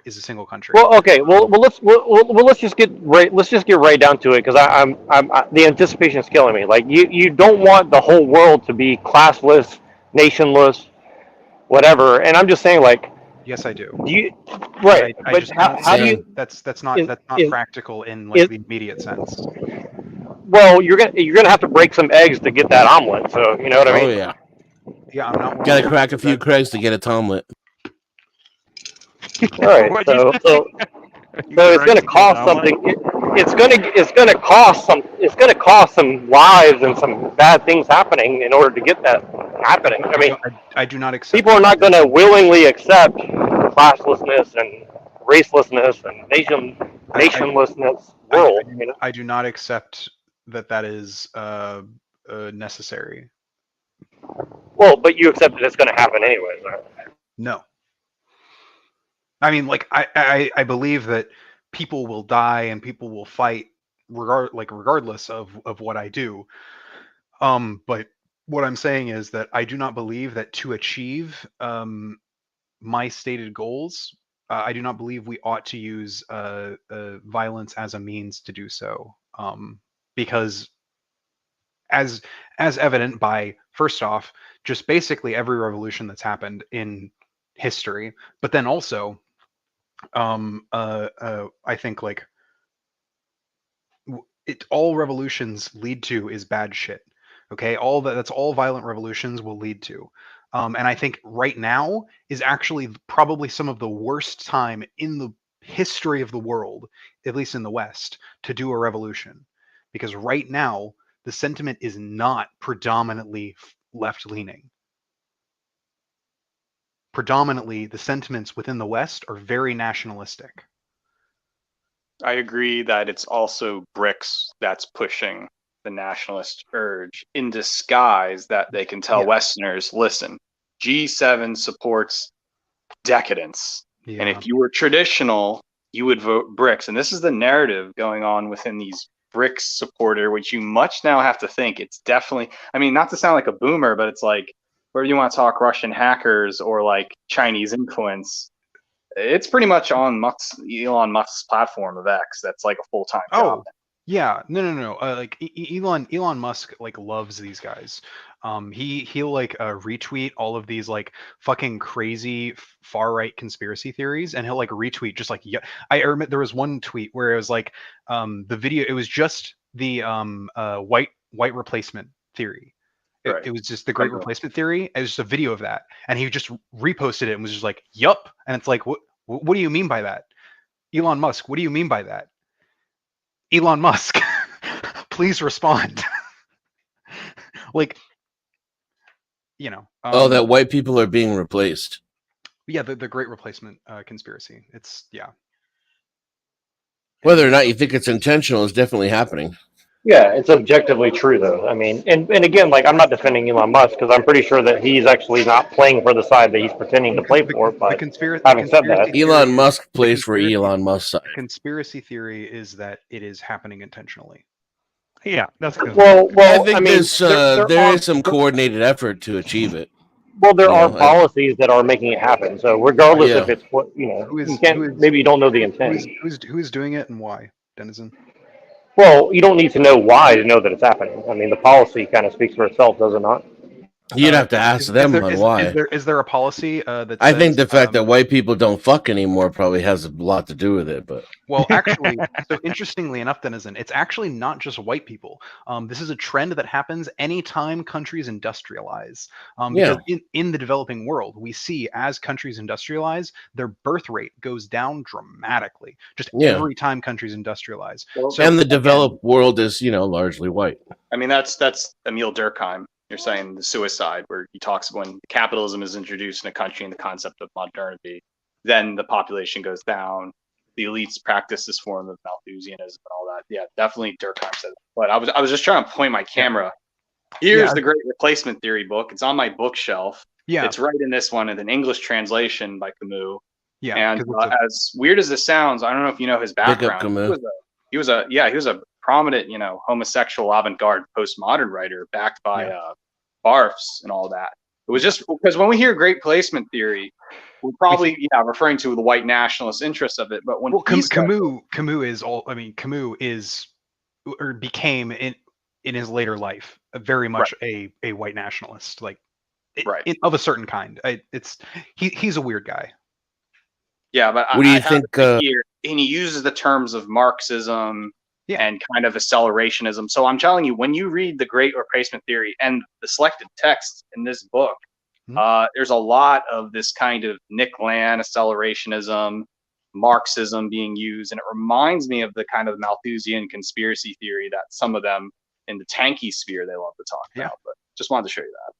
No. I appreciate that. That's very, very much so. I don't really like bringing up Camus, mostly because he's French and I hate French people. Only two kinds of people I hate: the prejudice and the French. Exactly. I don't know what comedian told that joke, but that's always one of my favorite stand-up jokes of all time. It's the best joke. But yeah, like the problem with the the Great Replacement Theory was basically imported by white nationalists to America, and they sort of like started applying it. Ooh, imported? Was it European? Yeah, I know. It's European. Yeah, it comes from go on. Yeah, no, I know it. I was just making. So they imported it. It sounds so fancy when it's imported, Yeah, and they started applying it to like.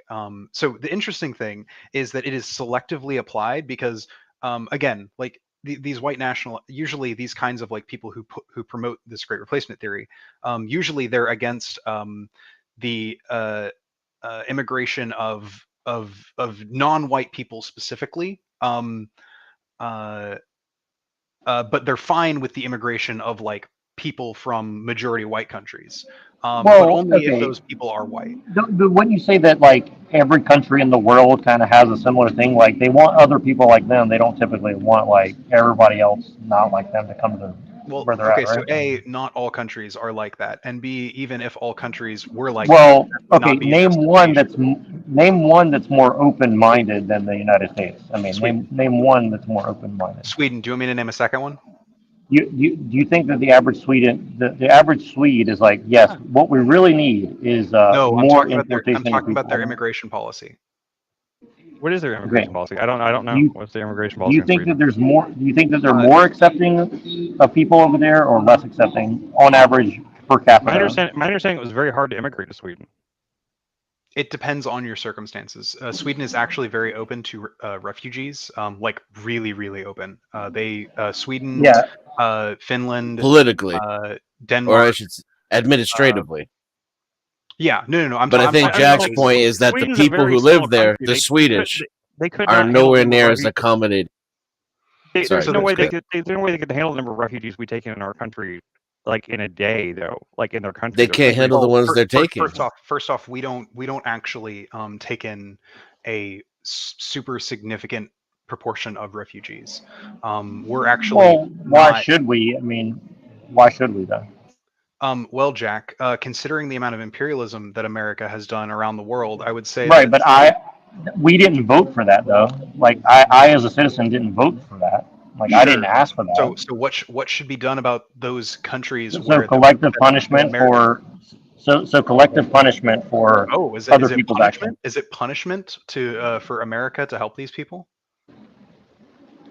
Yeah, I don't think so. I think it's, but I think that these cities, Well, they cities like use Chicago and New York need to stop whining about it whenever they have to deal with the influx of immigrants as well. They don't want Well, to. I mean, they most use it people as in an major excuse. cities, most people in major cities don't like what's going on either. I mean, there's more, but I don't think that the average person's like, oh, what we really need is a bunch of Somalians to move next door. Though, like, I mean, more than that, like, I don't really give a shit if the average American is just more xenophobic. They shouldn't be. Xenophobia is morally bad. Okay, so if you lived in a Somalian neighborhood, do you think that you would be accepted for who you are? I don't care. That doesn't mean that doesn't mean that I think that we should. So you don't care about material consequences to like the decisions that you make. That's not what I said, Jack. And also, like, again, you're bringing up like things that aren't particularly relevant to the conversation. Like our conversations about refugees and about why I think that we should participate in taking in refugees like every other country does. I'm just saying, but the number of refugees we do take in a year would, if Sweden took in that same number of refugees, it would cripple that country in a second. I mean, like, yeah, that's why the EU exists, and that's why when they have a system for when they basically. I mean, I understand that. My point is just that, like, I mean, yeah, Sweden is, like, they're very accepting of refugees, but at the same time, like, but it's only to a point. Like, they can only handle so much. Yeah. And so right. I mean, I'm not saying. Wouldn't it be better to like make it better? Maybe we could handle a few more, but I'm not saying well, I don't know that we could handle like. Why not work to make where they're at better than bring them here? Like, what is special about the magic dirt of the United States? I mean, is there something special about here? Or? A lot of times, it's because we have a stable government. And a stable economy. Yeah, right. And why do we have that? Is it because of the magic dirt, or is it something else? It's because we're a global hegemon. Right. I'd like to point in real quick that Camus, if you read some of his articles, and especially the English translation, there seems to be this obsession with Malthusianism. In other words, the degrowth and depopulation of everything. Now that sounds kind of weird and different to the Great Replacement, meaning that, you take one population group, namely whites, had mixture Europeans, and you replace them with, like you're saying, Somalians. Now, it's more different than that because Camus also says that you can also replace the Somalians that replace the host group. So it's always like an interchangeable gear. And therefore, this isn't really much. It's posed as a argument against capitalism, but it's also really talking about a bigger threat, namely Malthusianism, the ideal of Robert Malthus and the ideal of population control. Only an X amount can live on the earth, and that an elite is under that control, this managerial elite. And I think that's actually the misconception when we hear white nationalist scare word replacement. I gotta say, where a lot of people are seeing a problem, I see a big opportunity. Like down here in Texas, we have all these guns, right? Like, why don't we just get together a big militia? We'll just go down. We'll kill all the drug dealers in Mexico. We'll take it over ourselves. We'll take back the parts of Mexico that used to be part of Texas. We'll make a new country. I am for all of these things. Well, I think it makes way more sense for the United States to invade Mexico than it does to be fucking around in Ukraine over there in the Middle East and shit. Well, let me just make a point really quick about the United States. Texas. This would be Texas. The point. I like it even better. You guys brought up a good point earlier, where it's like when you industrialize, people stop having kids, and then to solve that problem, you import immigrants. Cheap labor. So my point is, how does Malthusianism and industrialization versus deindustrialization fit into the picture? Because it's like they're simultaneously trying to feign as if they want to deindustrialize by saying like, oh, we're environmental now, but really they're increasing industrialization in the unindustrialized places So it doesn't really make sense, or like it's a very mixed messaging, and I just think that there's some, on and off switch that's going on where they deindustrialized the West, but they're industrializing the East. But we're not seeing an increase in A lot of as right. a lot of the so-called BRICS advocates also make the argument and say, look how clean the roads in China are. Look how everything is safe. Well, it's because it's also that white nationalist argument that there's no diversity and multiculturalism in China. And Oh it's this, God, yeah. yeah. So Like, now we're getting they're a fucking wraparound here. psycho shits. Like Right. Yeah. China is probably one of the most ethnically diverse countries like in the world. It probably is more ethnically diverse than America. I mean, that's because they that's what create different ethnicities for every single region of Chinese but person. Yeah, That's but why. you wouldn't find many white people there, though. The tanky types are using the nationalist arguments and saying beautiful, pure, one race, beautiful, ugly, multi. How many black Chinese people are there?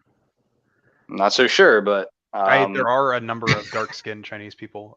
But I mean, regardless of that, like the thing is, I was a genuine question. There are a number of ethnicities within China, and probably going to be a few less, considering that they are currently doing a genocide of at least one of them, cough cough Uyghur genocide. Oh, absolutely. I mean, which is absolutely abhorrent in the fact that we still engage in trade with a country that has been massacring its own citizens for this all this time. We've also been doing that with Israel, so I can't say that we're actually being that hypocritical. We're doing the same thing we're doing everywhere else. I'm not disagreeing with that part of it either. I'm just saying that the fact that we're friends with China is like we invaded we invaded Iraq because they hated our freedom or whatever, right? Or something like that. But going on Jack's point, it seems like production is allowed in BRICS, while Malthusianism and deproduction, it's kind of just celebrated in the West. Yet the irony is that they're trying to entice far right, racial nationalist types that, listen, you got to be BRICS because it's ethno-nationalism, because only the Chinese could build the road and white people suck. I actually don't even think that Malthusianism is actually particularly praised in the West, at least not Malthusian degrowth. I don't disagree that I think there are some people that definitely within the West who would like look at Thomas Malthus and be like, yeah, man, we should just do all that shit. But like most of the sort of like, not even degrowth, but the most people who are non-industrial, as in like, well, it's a big conspiracy because we're saying things. It's not like somebody's going on the street and says, yes, I'm Malthusian. It's kind of like this weird semantic claptrap we're playing by that if you think in terms, oh, your opposition is Malthusian. So that's what you have to be careful on, because a lot of these BRICS advocates use these special words to entice you into it. And I've been seeing that a lot. And for what it's worth, like the whole thing about like, like the people in the West not having babies or whatever, and not having children as much. The people that aren't having the babies though are mostly people on the liberal side of it. Like we're there's a real chance of a great replacement happening of the liberal class with right-wing people, like right-wing. No, I think that's a bit of a myth, and really because of the way the economics are controlled, I think that even if that's true right now, I don't think that's going to hold true much longer. I mean, the cost of having a people in the poorer areas down here, they don't seem to care whether or not they're poor to have children. They don't seem to. Well, how's those areas doing economically? I mean, they're basically the arguments are tied up between race and production. It seems like there's a confusing message between, okay, race is real, therefore ethno-nationalism.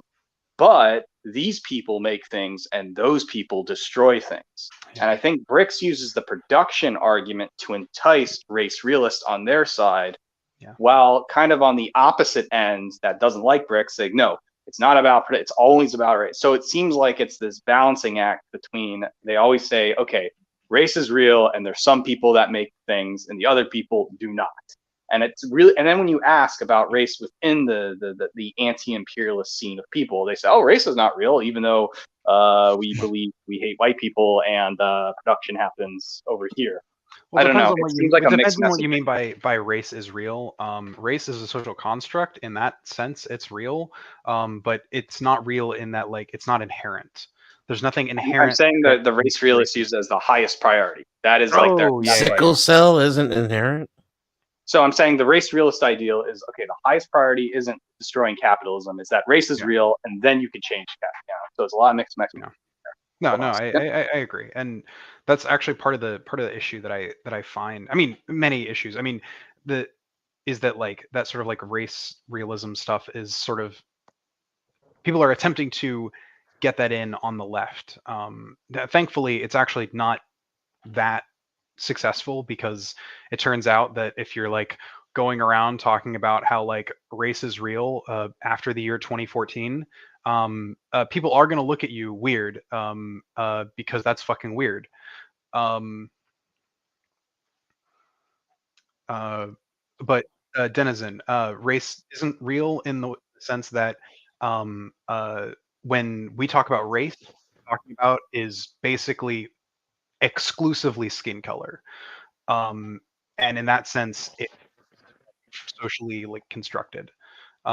We, The construct. race realist wouldn't be though, right? The race realist would have an entire history, like a scientific history of what race is. What?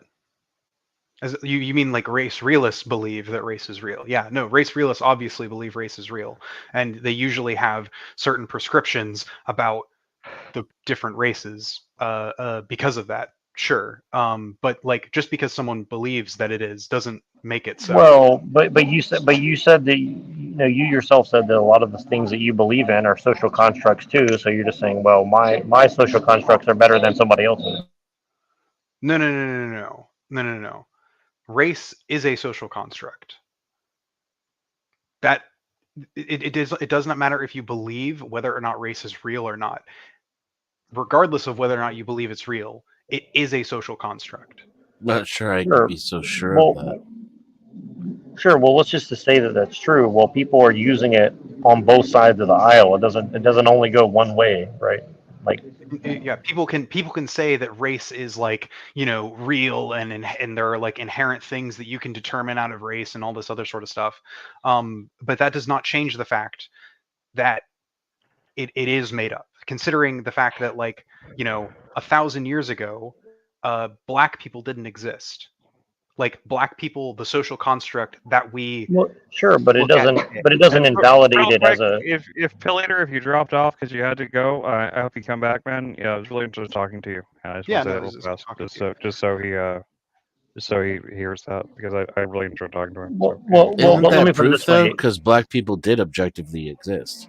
No, no, no, they did, but like the conception of what a black person was as to what a white person was 1,000 years ago did that distinction did not exist. Well, here's the thing though. Like, it serves a utilitarian cause to on either way you use it, If whether you you're say if it's you're real or not. if you're It's a saying if you're utilitarian saying use hang of on, it. hang on. If you're saying like it serves a utilitarian cause to be able to tell the difference between white skinned people and darker skinned people, I agree.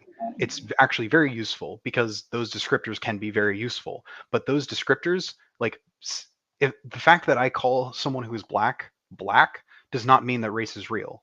That means I can see color. It means I'm not Sure, evil. but obviously we're talking about like the differences in like people's culture and language and like the way they Yeah, but conduct their that affairs has and stuff like that. basically nothing. That has nothing inherent to do with Sure, race. sure, but it's used interchangeably with referring to that though, right? Oh yes, and that's the problem. But there's no genetic component to race.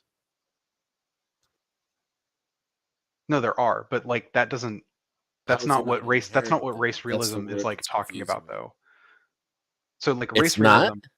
Yeah. Okay. So race realism is the idea that there are intrinsic things about different races, and that you can determine certain things about people based on their race. Yeah. Like for instance, IQ, Specifically, that if you're black, that you're going to be more violent or or have a whatever, and lower IQ, yeah, and or shit like stuff that. like Yeah, that.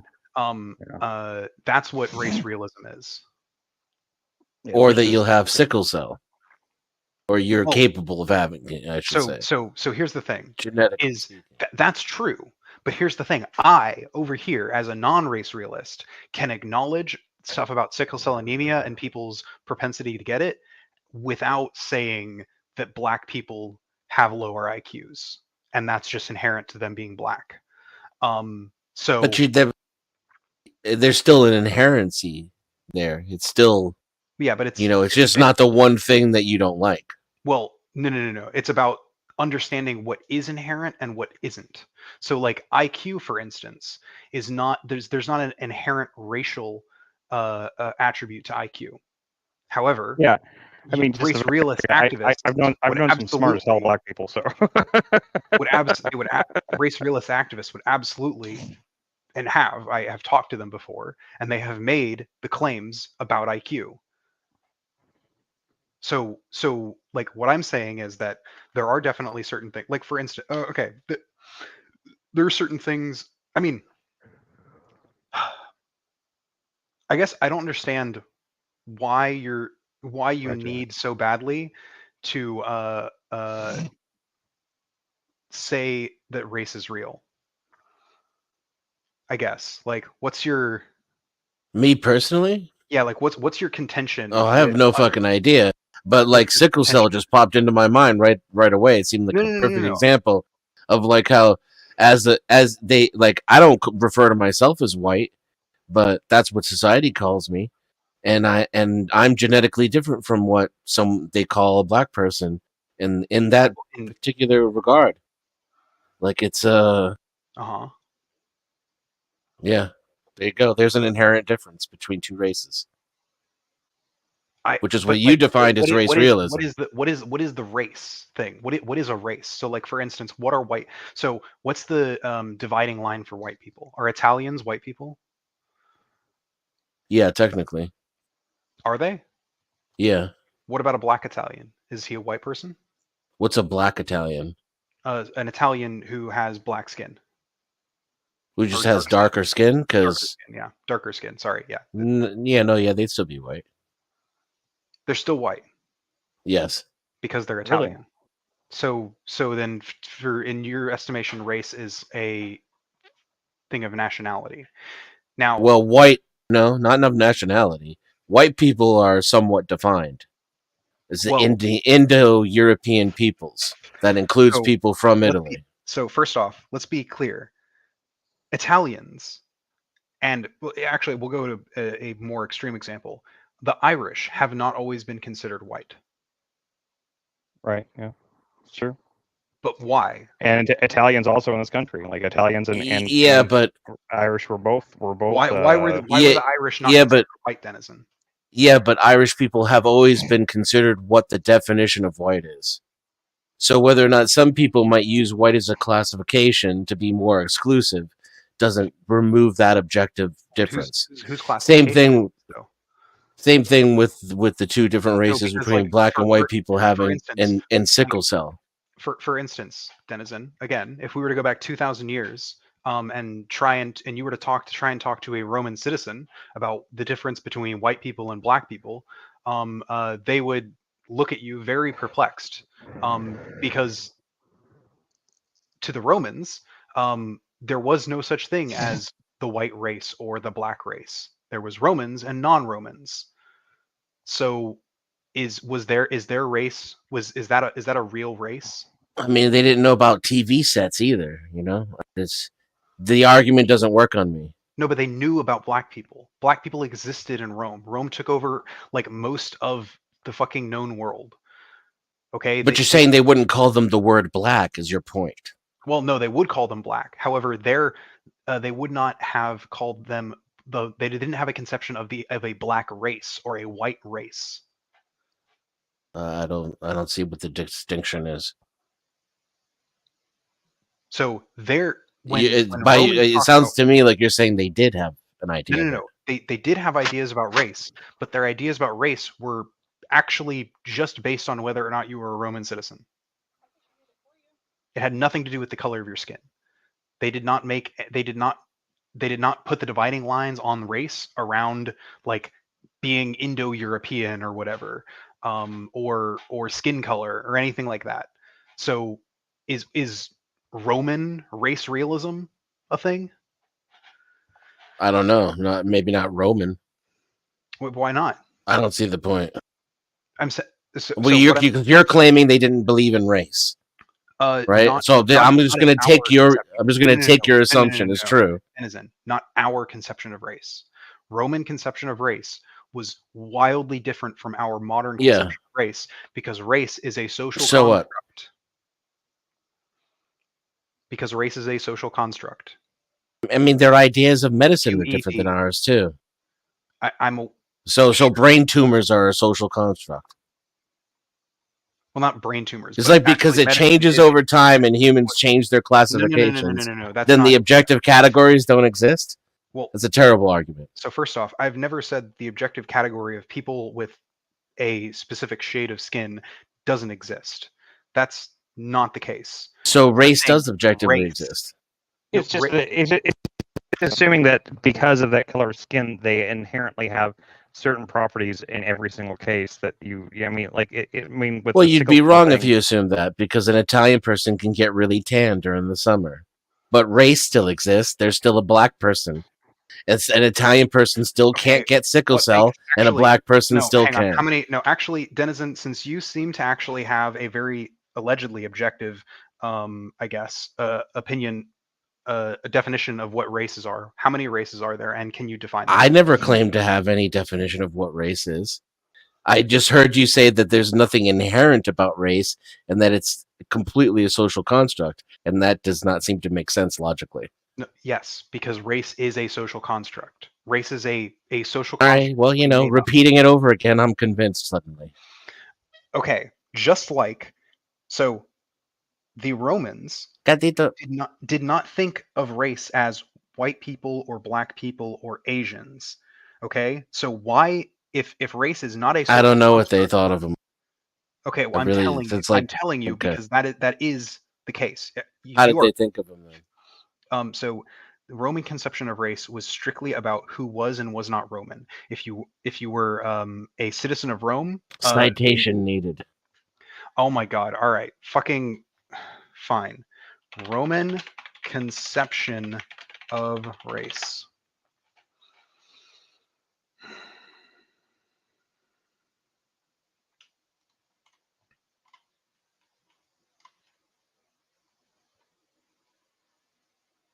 What would you call the difference between a person who has more melanin in their skin 100% of the time and is capable of getting sickle cell 100% of the time, and a person who has less melanin in their skin 100% of the time and cannot get sickle cell 100% of the time? What would that be if it not race? What would you call it? That's a genetic thing. That's just like genetics. And what's skin color? The color of someone's skin. Not genetics. Well, it is related to genetics. Usually. There are cases where it isn't, but it usually is. I mean, I guess the question is, Denizen. I mean, do you think that because someone is black that makes them more likely to be less intelligent or more violent or something like that? I don't.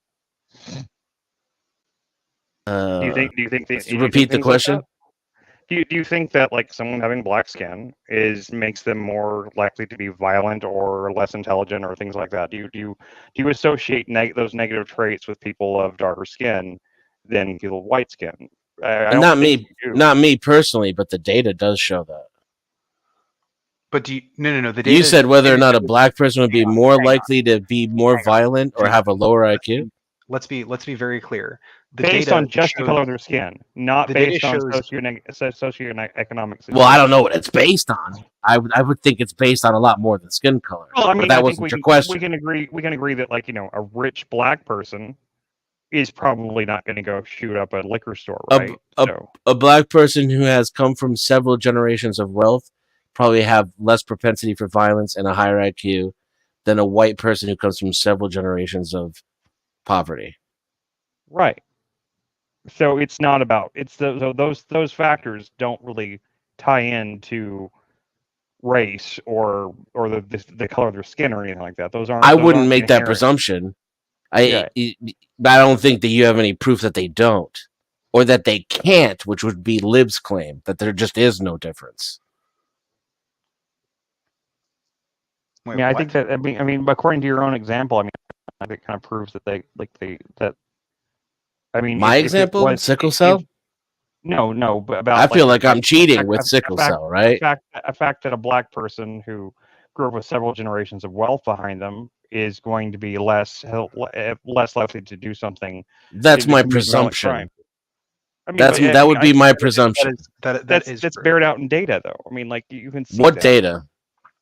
I would love Yes, to I see don't have studies specific that go data. that back. You can. Because the I mean, I guess studies of what our current situation exists, but as far as like actually basing these things on wealth and power and economic advantage, those are things we deliberately avoid doing in this country.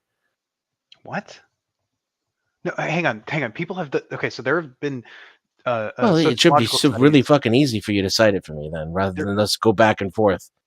You know, I certainly am not aware of all the research in the world. So I'm aware, and so first off, I'm not either, which is part of the reason why I'm getting a little bit frustrated, because like you're needing like data on crime is more related to things not not really race, but more like stuff like poverty.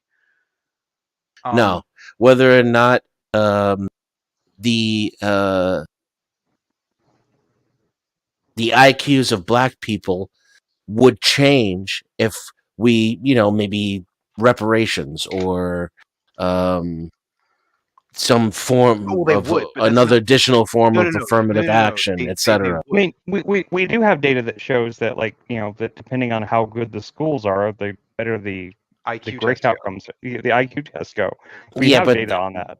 but there's has to still do a with racial wealth difference in the Well, because averages, it's because regardless of what the no, hang on. the It's high because mark and the low mark because is. there's a disparity in racial like wealth and I'm not disagreeing with you. I'm just saying, show me the data that proves my presumption, because we all share the same presumption, right? I don't know why you're repeating an argument for it.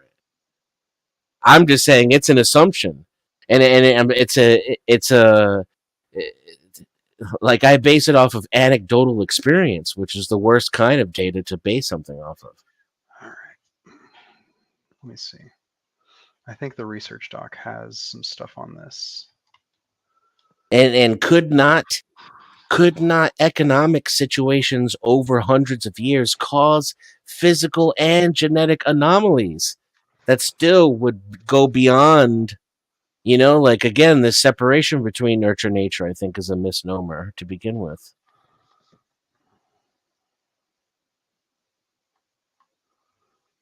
Well, I do agree that the separation of nature and nurture is somewhat of a misnomer. I agree with that. Like, I think that that nature and nurture are both inform each other quite. They're in conversation with each other constantly. But I mean, but but it's more like the nature of a human being, not the nature of a person born of a certain color.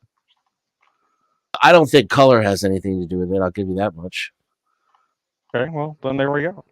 I mean, And that was the main thing, then we right? agree, and race But yeah, isn't real. but you guys define race as color. No. I don't. No, well, race. I mean, functionally, that's all Race realist. Functionally, that's. color. I don't believe that's true. That is yeah. all. I think that is a misunderstanding of race realism, which is how we got into this disagreement to begin with. Oh, okay. Well, especially when like the word inherent was used, I would say race realists definitely believe all this shit is fucking inherited. Yes, they think like, but the thing is, the race realist movement believes that like black people's IQ scores are lower because they're black, not because in America they've lived in poverty for Well, why have they lived in? I wouldn't go that far. I think the race realists could connect that dot as well, but they would ask, why are black people in poverty? Well, I mean, there's lots of answers to that question, and none of them are very. None of them have flattering. to do with the inherentness of black people, though. Yeah, exactly. I mean, Could. I feel like we're talking Could. past each other at this point. It could. I It's- mean, you're just making that claim. it's- No, okay. You're just asserting it to be true. I think the race realists would disagree with you.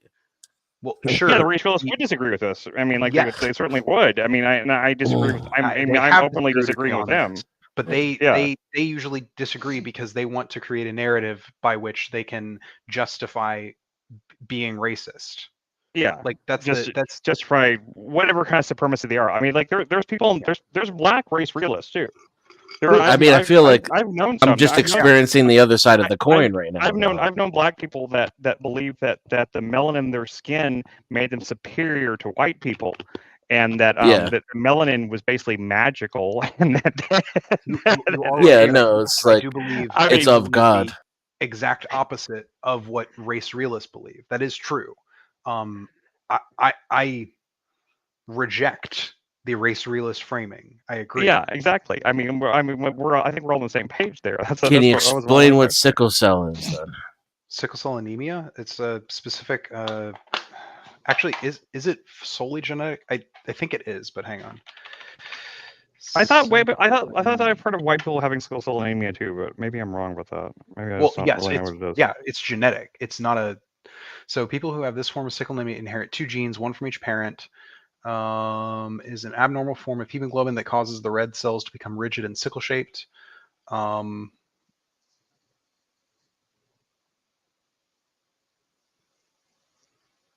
Yeah, what does sickle cell anemia have to do with race? I'm not seeing anything. Is it true that black people are far more susceptible to sickle cell? Oh, it's almost hang on. Non-existent. It is actually not all black people. It is very specifically people who are from a very specific region in Africa. I'm going to Google this and see if I can find out. Africa. Yeah, that's what I thought too. I remember hearing about it was a specific country that had like the higher sickle cell rates, or it has lower sickle cell rates. Is what it is. I think because it's. But I mean, it's fine. I mean, like we can wrap up here, guys. I mean, it's we've been going for a while, and I mean, I think we're all kind of like we're all pretty much on the same side as the feeling that that racism is bad. So I did actually want to ask. Big surprise here, racism is bad, but. I did actually want to ask Denizen, just because the last time we had sort of had this conversation cut off, and I just wanted to re-emphasize. So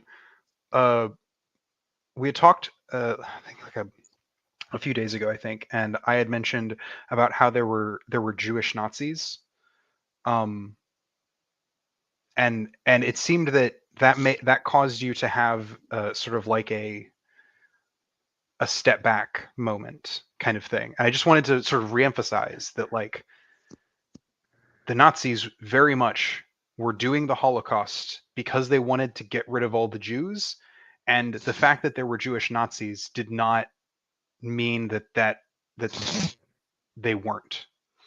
That there were. Is that do you understand what I'm saying? That like not really. So there are people who, for a number of reasons, like either they think that they will be spared at the end, or sometimes they believe the propaganda. Like I know a person who lives in Tennessee who's incredibly anti-Semitic, and he's Jewish. Okay. That does not mean that like he's not anti-Semitic because he's Jewish. Like, I mean, I don't know where you're going with this, and all these terms are kind of really sloppy anyway. Like anti-Semitic doesn't even mean Jews. Well, yeah, but per se. But popularly speaking, and Jewish means what in this regard? Jewish he's ethnically Jewish. And he's ethnically in the sense of like American ethnically Jewish, or Jewish in the sense of like And is he real Jewish, because those are two different things, really. Well, and he hates ethnic Jews. well, yeah, he's well, yes. So he is an Ashkenazi Jew. He's like an American who Right.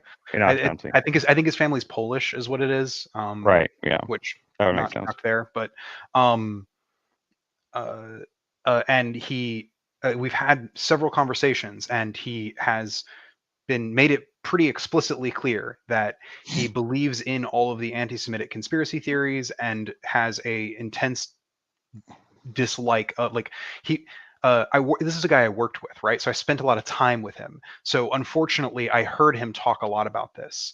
And he would, you know, like actually just blame Jews for stuff. Okay. He'd be like, and they better look out whenever the revolution comes. People like me better No. look out. I mean, that's what you'd like imagine he was saying. I mean, he was really Yeah, just I know. you know, being like, Just that he'd have the Futurama radio meme. on and like complain loudly about the Jewish media. Right. You know, I just meant like the meme from The- Futurama where he's like, but Yeah. Fry, you're poor. He's like, one day I might not be, and when I'm not, people like me better look out. Yeah. What were you saying, Denizen? What's the Jewish media? It's the have you seen those like 4chan things where they'll just put a bunch of pictures of like white people and they'll put Jewish stars next to them, and all the white people are like they're like CEOs of like media corporations. Mm-hmm. That's what people like that usually mean when they talk about Jewish media. Is they mean the Jews have a disproportionate number of CEO and positions of power in yes, media. yeah. Why But is like that? I think for a large in large part for the same reason that there are a lot of Jewish bankers. Basically, so a lot of the early sort of media companies were just like run by Jews, and a lot of the early media companies that were run by Jews were forced out of the East and moved west because you know when people first came to America, they kind of imported all that sort of European anti-Semitism. So a lot of the Jewish population actually went west, and that's why like we have like Hollywood now, because a lot of the people who, you And know, also for the same reason that if I was going to hire an accountant, I'd want them to be Jewish because they're really good at that shit. So well, I'm just kidding, yeah, guys. well, I mean, It's a joke. It's a joke. It's a joke. Did the Jews that were migrating to the United States at that time were bankers you know, and media if you want moguls? someone to, if you want someone to do your landscaping, you hire a Mexican. If you want someone to do your accounting, you hire a Jew. You know how it goes. It's just like one thing after another. You know. first off, yeah. Why So, is that though? I'm very so curious as to why that's a thing. So the banker thing goes back like thousands of years in European history. Basically, do you know what usury is? Mm-hmm. It's where you charge interest on loans. Back 1500 years ago, Christians weren't allowed to do usury. They weren't allowed to charge interest on loans. Is basically it's just a religious thing. However, Judaism, the religion, has no such That's restriction. exactly what it has. Jews are not allowed to charge usury, but they can charge it to Gentiles. No. Yes. It doesn't. No, in fact, actually, Yes. so to my understanding, Judaism, the religion, has basically doesn't really say anything about usury. It's Christian sort of theology that talks about it, not Jewish theology, to my understanding. But the point is that Christians couldn't charge each other usury or interest. However, Jews could. Well, And Liv, it just kind of sounds like Jews invented capitalism. I don't know, man. We might be fighting a losing fight here. And the small percentage of them control the media and the banks. I'm joking, you know that, man. first off, the bank thing is because of like 1,000 years of discriminatory practices by absolutely. European Christians. who basically wouldn't let Jews like have other like normal jobs within society because they really didn't like them. A large part of this is because Europe, being at the time largely Christian, they like straight up blamed Jews for Jesus' death. A thing that the Catholic Church didn't even like say they shouldn't do until like 1960s. It wasn't until like 1967 that the Catholic Church was like, yeah, we're not going to blame all of Jews for Jesus' death, guys. That's probably not cool. It's probably not. What? But they totally did, though. It was their fault. All of them. They totally did it, though. It's all those- totally the Jews' fault. All those Jews in Poland, they're definitely the reason Jesus died. Yes, totally. No, I saw. I was there. It was the Jews. I Yeah. swear. But yeah, the real answer is that human living in human society is much more complicated than a small group of people actually control everything. Honestly, the Really? I wish they did. Then it'd be really easy to find them and wipe them out. the sad, Really? the sad fact of it is that I mean, even the kind of fake pretend democracy parts of it are nobody still a handful of people controlling everything. Nobody really has that much control. In fact, there was actually a journalist. Well, I mean, comparatively speaking, you know, like Well, the yeah. level of control that I have over my life and the level of control that Joe Biden has over my life are vastly McFucking different, right? It's there's a YouTube channel. Can't remember what it's. Can't remember, I think it's Film Joy, and like he has a recurring theme through other things like that. No one knows what they're doing. He says that in a lot of his videos, and I think that is very true in a lot of ways. Like we really give everyone way more credit than they deserve for being in power or control of things. When I worked at Amazon, we used to have this saying. I had a saying. I said, if people have this idea, like, and this is before Amazon started having a negative like viewpoint in the public, and people would be like, "You work at Amazon? That's so cool!" And like, I would always be like, "What? Why do you think that was cool?"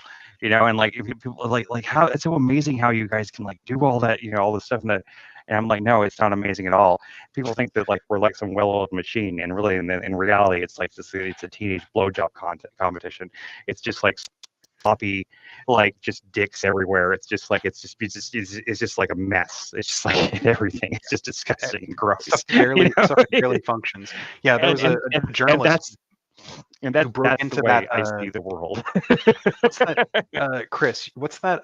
Like one meeting between a bunch of like rich people that like everyone always like conspiracy theories about. Bilderberger. Or World Economic Forum, or which one? There's several of them. There's Bilderberg. There's the. I think it was the Bilderberger one, maybe. Yeah, Someone one of those like journalists got in there, and he was like, he came out of it and was just like, yeah, you know, like it's actually kind of worrying because like I thought all these people like had a plan, and no, they don't. They're actually like just a bunch of dumb fucks who are just running around like chickens with their head. You would really like there's a video, a channel I follow that I follow called Ordinary Things, and he just did a whole thing about the WEF, the World Economic Forum, the Davos thing. I think it's called like debunking Davos conspiracies, though. But you would actually appreciate that video a lot. He's very like kind of on your side politically about all those things, but he's very common sense about the fact that even though he's like quote unquote debunking conspiracies, he's also at the same time being like they are saying that stuff. You know, they are saying it. They're just failing at it. Yeah, I mean, also like it's one of these things. It's like oh God, well, H Bomber guy had a thing on his flat Earth video where he's just, and this I think applies to like just conspiracy theories more broadly, which is, you know, a lot of conspiracy theories stem from like people believing that there's something wrong in the world, you know, like this deeply felt belief that like Where do you think something's that wrong. comes from? And the thing is, you're not wrong, okay? There is something wrong in the world, but the Earth isn't flat. Like Test. Yeah. Or whatever conspiracy theory you're like talking about, like whatever it is, it's I not have a that different deep. perspective on what causes that. I think I we mean, live in an age of deceit where the people who are in charge we've recognize always the precarious position they're in, and we're deliberately being lied to. More often than not, we've most always of everything we consume as information in the information age is propaganda. And Americans are one of the most propagandized people on the that's face of the planet. I but mean, that's I mean, And you're not entirely. that's how much deeper than it was in the the past. discomfort that they feel, right, is the separation between what they know to be true, what's obvious, and the extent to Cognitive which dissonance. they're being Cognitive deceived dissonance. by Yes. their own programming. Yeah. And Two, and two, Now, and you that's think not 200 years wrong. ago? You think 200 years ago people didn't? Most of the information they consumed was non-propaganda. Yeah, for 200 real. years ago, like in America, 200 years ago, newspapers were basically just nothing but propaganda. they are today. They are today And too. and It four hasn't and changed. You're 400 right. years ago, 400 years ago, there were no newspapers. So Yeah, and you most just people had couldn't like even town read. criers and stuff, and a You lot of know. that was propaganda too, because a lot of that was like the people who were paid to go around and deliver the news were paid by the people who had power to disseminate And news. also when you get your news from a guy that just like screams things out, like things are get a little bit reductive at that point. Yeah, You're So not that's gonna the you're not source gonna of get a lot of conspiracy. nuance. That's the source of conspiracy theories, in my opinion. Well, yeah, I mean, and I don't think you're wrong about that, Denizen. I actually think that the mistake is not in believing that like we're surrounded by propaganda by every side. The mistake is believing that it's coordinated and organized in some sort of fashion that makes it work together when in fact it's really just like I said about Amazon, it's just a big teenage blowjob competition. yeah, It's just like it's a messy, awful, disgusting thing that shouldn't ever exist, but it just is. And it's yeah. just like it's this awful, nasty thing where everyone is just like everyone is trying to suck as many dicks as they can, and it's just like it's very, very bad. But at the same time, this is this is the I'm trying blowjob to competition quit. we were given. You know. Trying to quit sucking dicks. Yeah, I Hey, know. look, We I'm all trying to do it are. more often. All I'm right, cutting We're down. you're cutting we're down. all You're going Yeah, from 4 a day to I'm 3. I'm way less dick sucking like this. And my New Year's resolution. Suck fewer dicks. Actually, my New Year's resolution is like I want to try to do like a knowledge reset if I can conversationally. I want to do a knowledge reset where I just like try to forget everything I know for the sake of how I interact in conversations over the next, year. what's good for that is large amounts of alcohol and heroin. Or weed. Okay, actually, there you go. That's how you do it. Just smoke a lot of weed. I smoke weed every day. Smoke Smoke weed every weed day. Honestly, more people should smoke Hold weed up. every day. Two It would like blunts. chill. It Two would like blunts. chill them I smoke out. 2 blunts, and I smoke 2 blunts, and I smoke Honestly, two like more. imagine that, right? Like if you give every like right wing nut job who's like potentially a school shooter just 2 blunts a day, maybe they won't be a school shooter. No, but for real. Well, even if they wanted to, they wouldn't. Even if they managed to get off the couch to They couldn't just load the gun. they wouldn't hit anything. Like it would be a terrible it'd be terrible. That's how you do it. That's how you do it. That's how we They'd all be like solve they'd all be the like mass shooting problem in America is just make everyone and like too high. they would just this is they would end up like going to town like the sign, the sign out from the school that has like the slogans on it. They'd be like, "Die, Mrs. Frizzle" or whatever, and like they would they Yeah. wouldn't they'd go to town the school bus, but they wouldn't actually they wouldn't get any kids. So I feel like I'm talking to two people who don't smoke weed. I used to smoke weed, man. I used to smoke weed. I'm making broad generalizations about weed just because it's funny to do, but I know how weed really is. I can't smoke anymore because I get sick. But I mean, for what it's worth, it does I used to smoke that is usually the effect it has on like people who've smoked like a little bit, but not a whole ton. But yeah, as someone who has at multiple times in my life been a stoner, like smoke weed multiple times If a I day, smoke, every day. if I smoke 2 blunts of the weed they have today, and then tried to go out and fire a gun, yeah, there's no. I mean, I would never get to the shooting range in the first place. But like, I mean, I would be trying to fire a banana or something because I would forget what things were.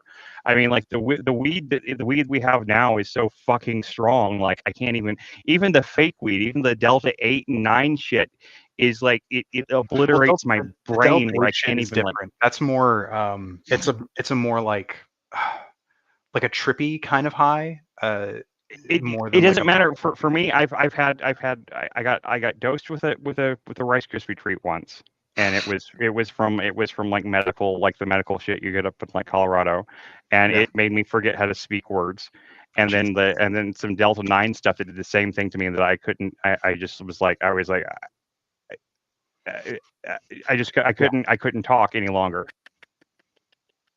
And it was nightmarish for me. Yeah, there I was some hated of it. there was a Delta 8 gummy that the lady who sold it to me said that her friend one time ate one of the full gummies and he was high for straight up 24 hours.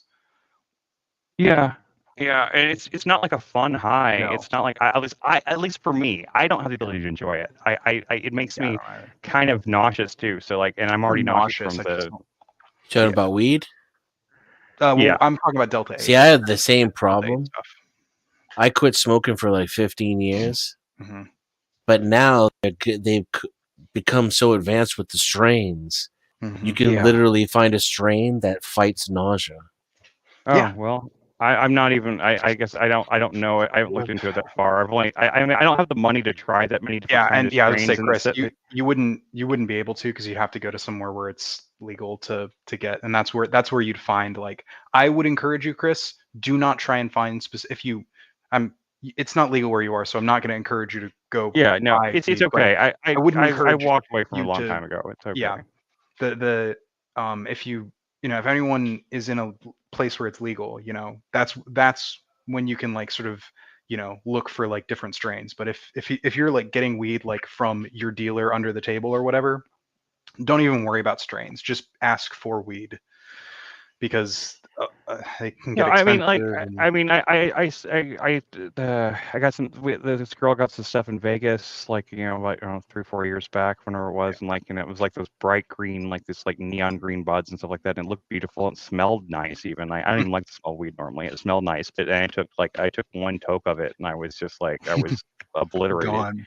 Yep. Just obliterate, just gone. Like, I mean, it's not, it's just, and it's like, and like, and she was just like smoking like the joint, like it was like nothing. And I'm just like, Yeah. well, how can you even like, how are you doing that with your hands?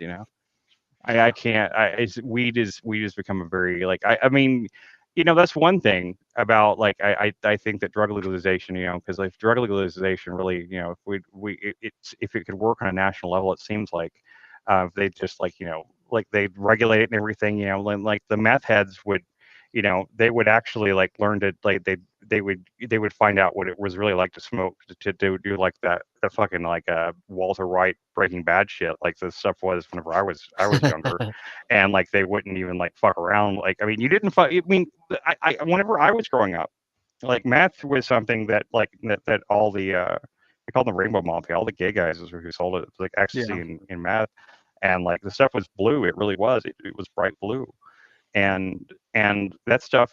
You didn't. There was no like addiction type thing with it. Like you have very little bit of it. You would not sit around and just smoke it all the time. At least you would fucking high forever. You would take like 2 hits of it and you'd for good for a long time.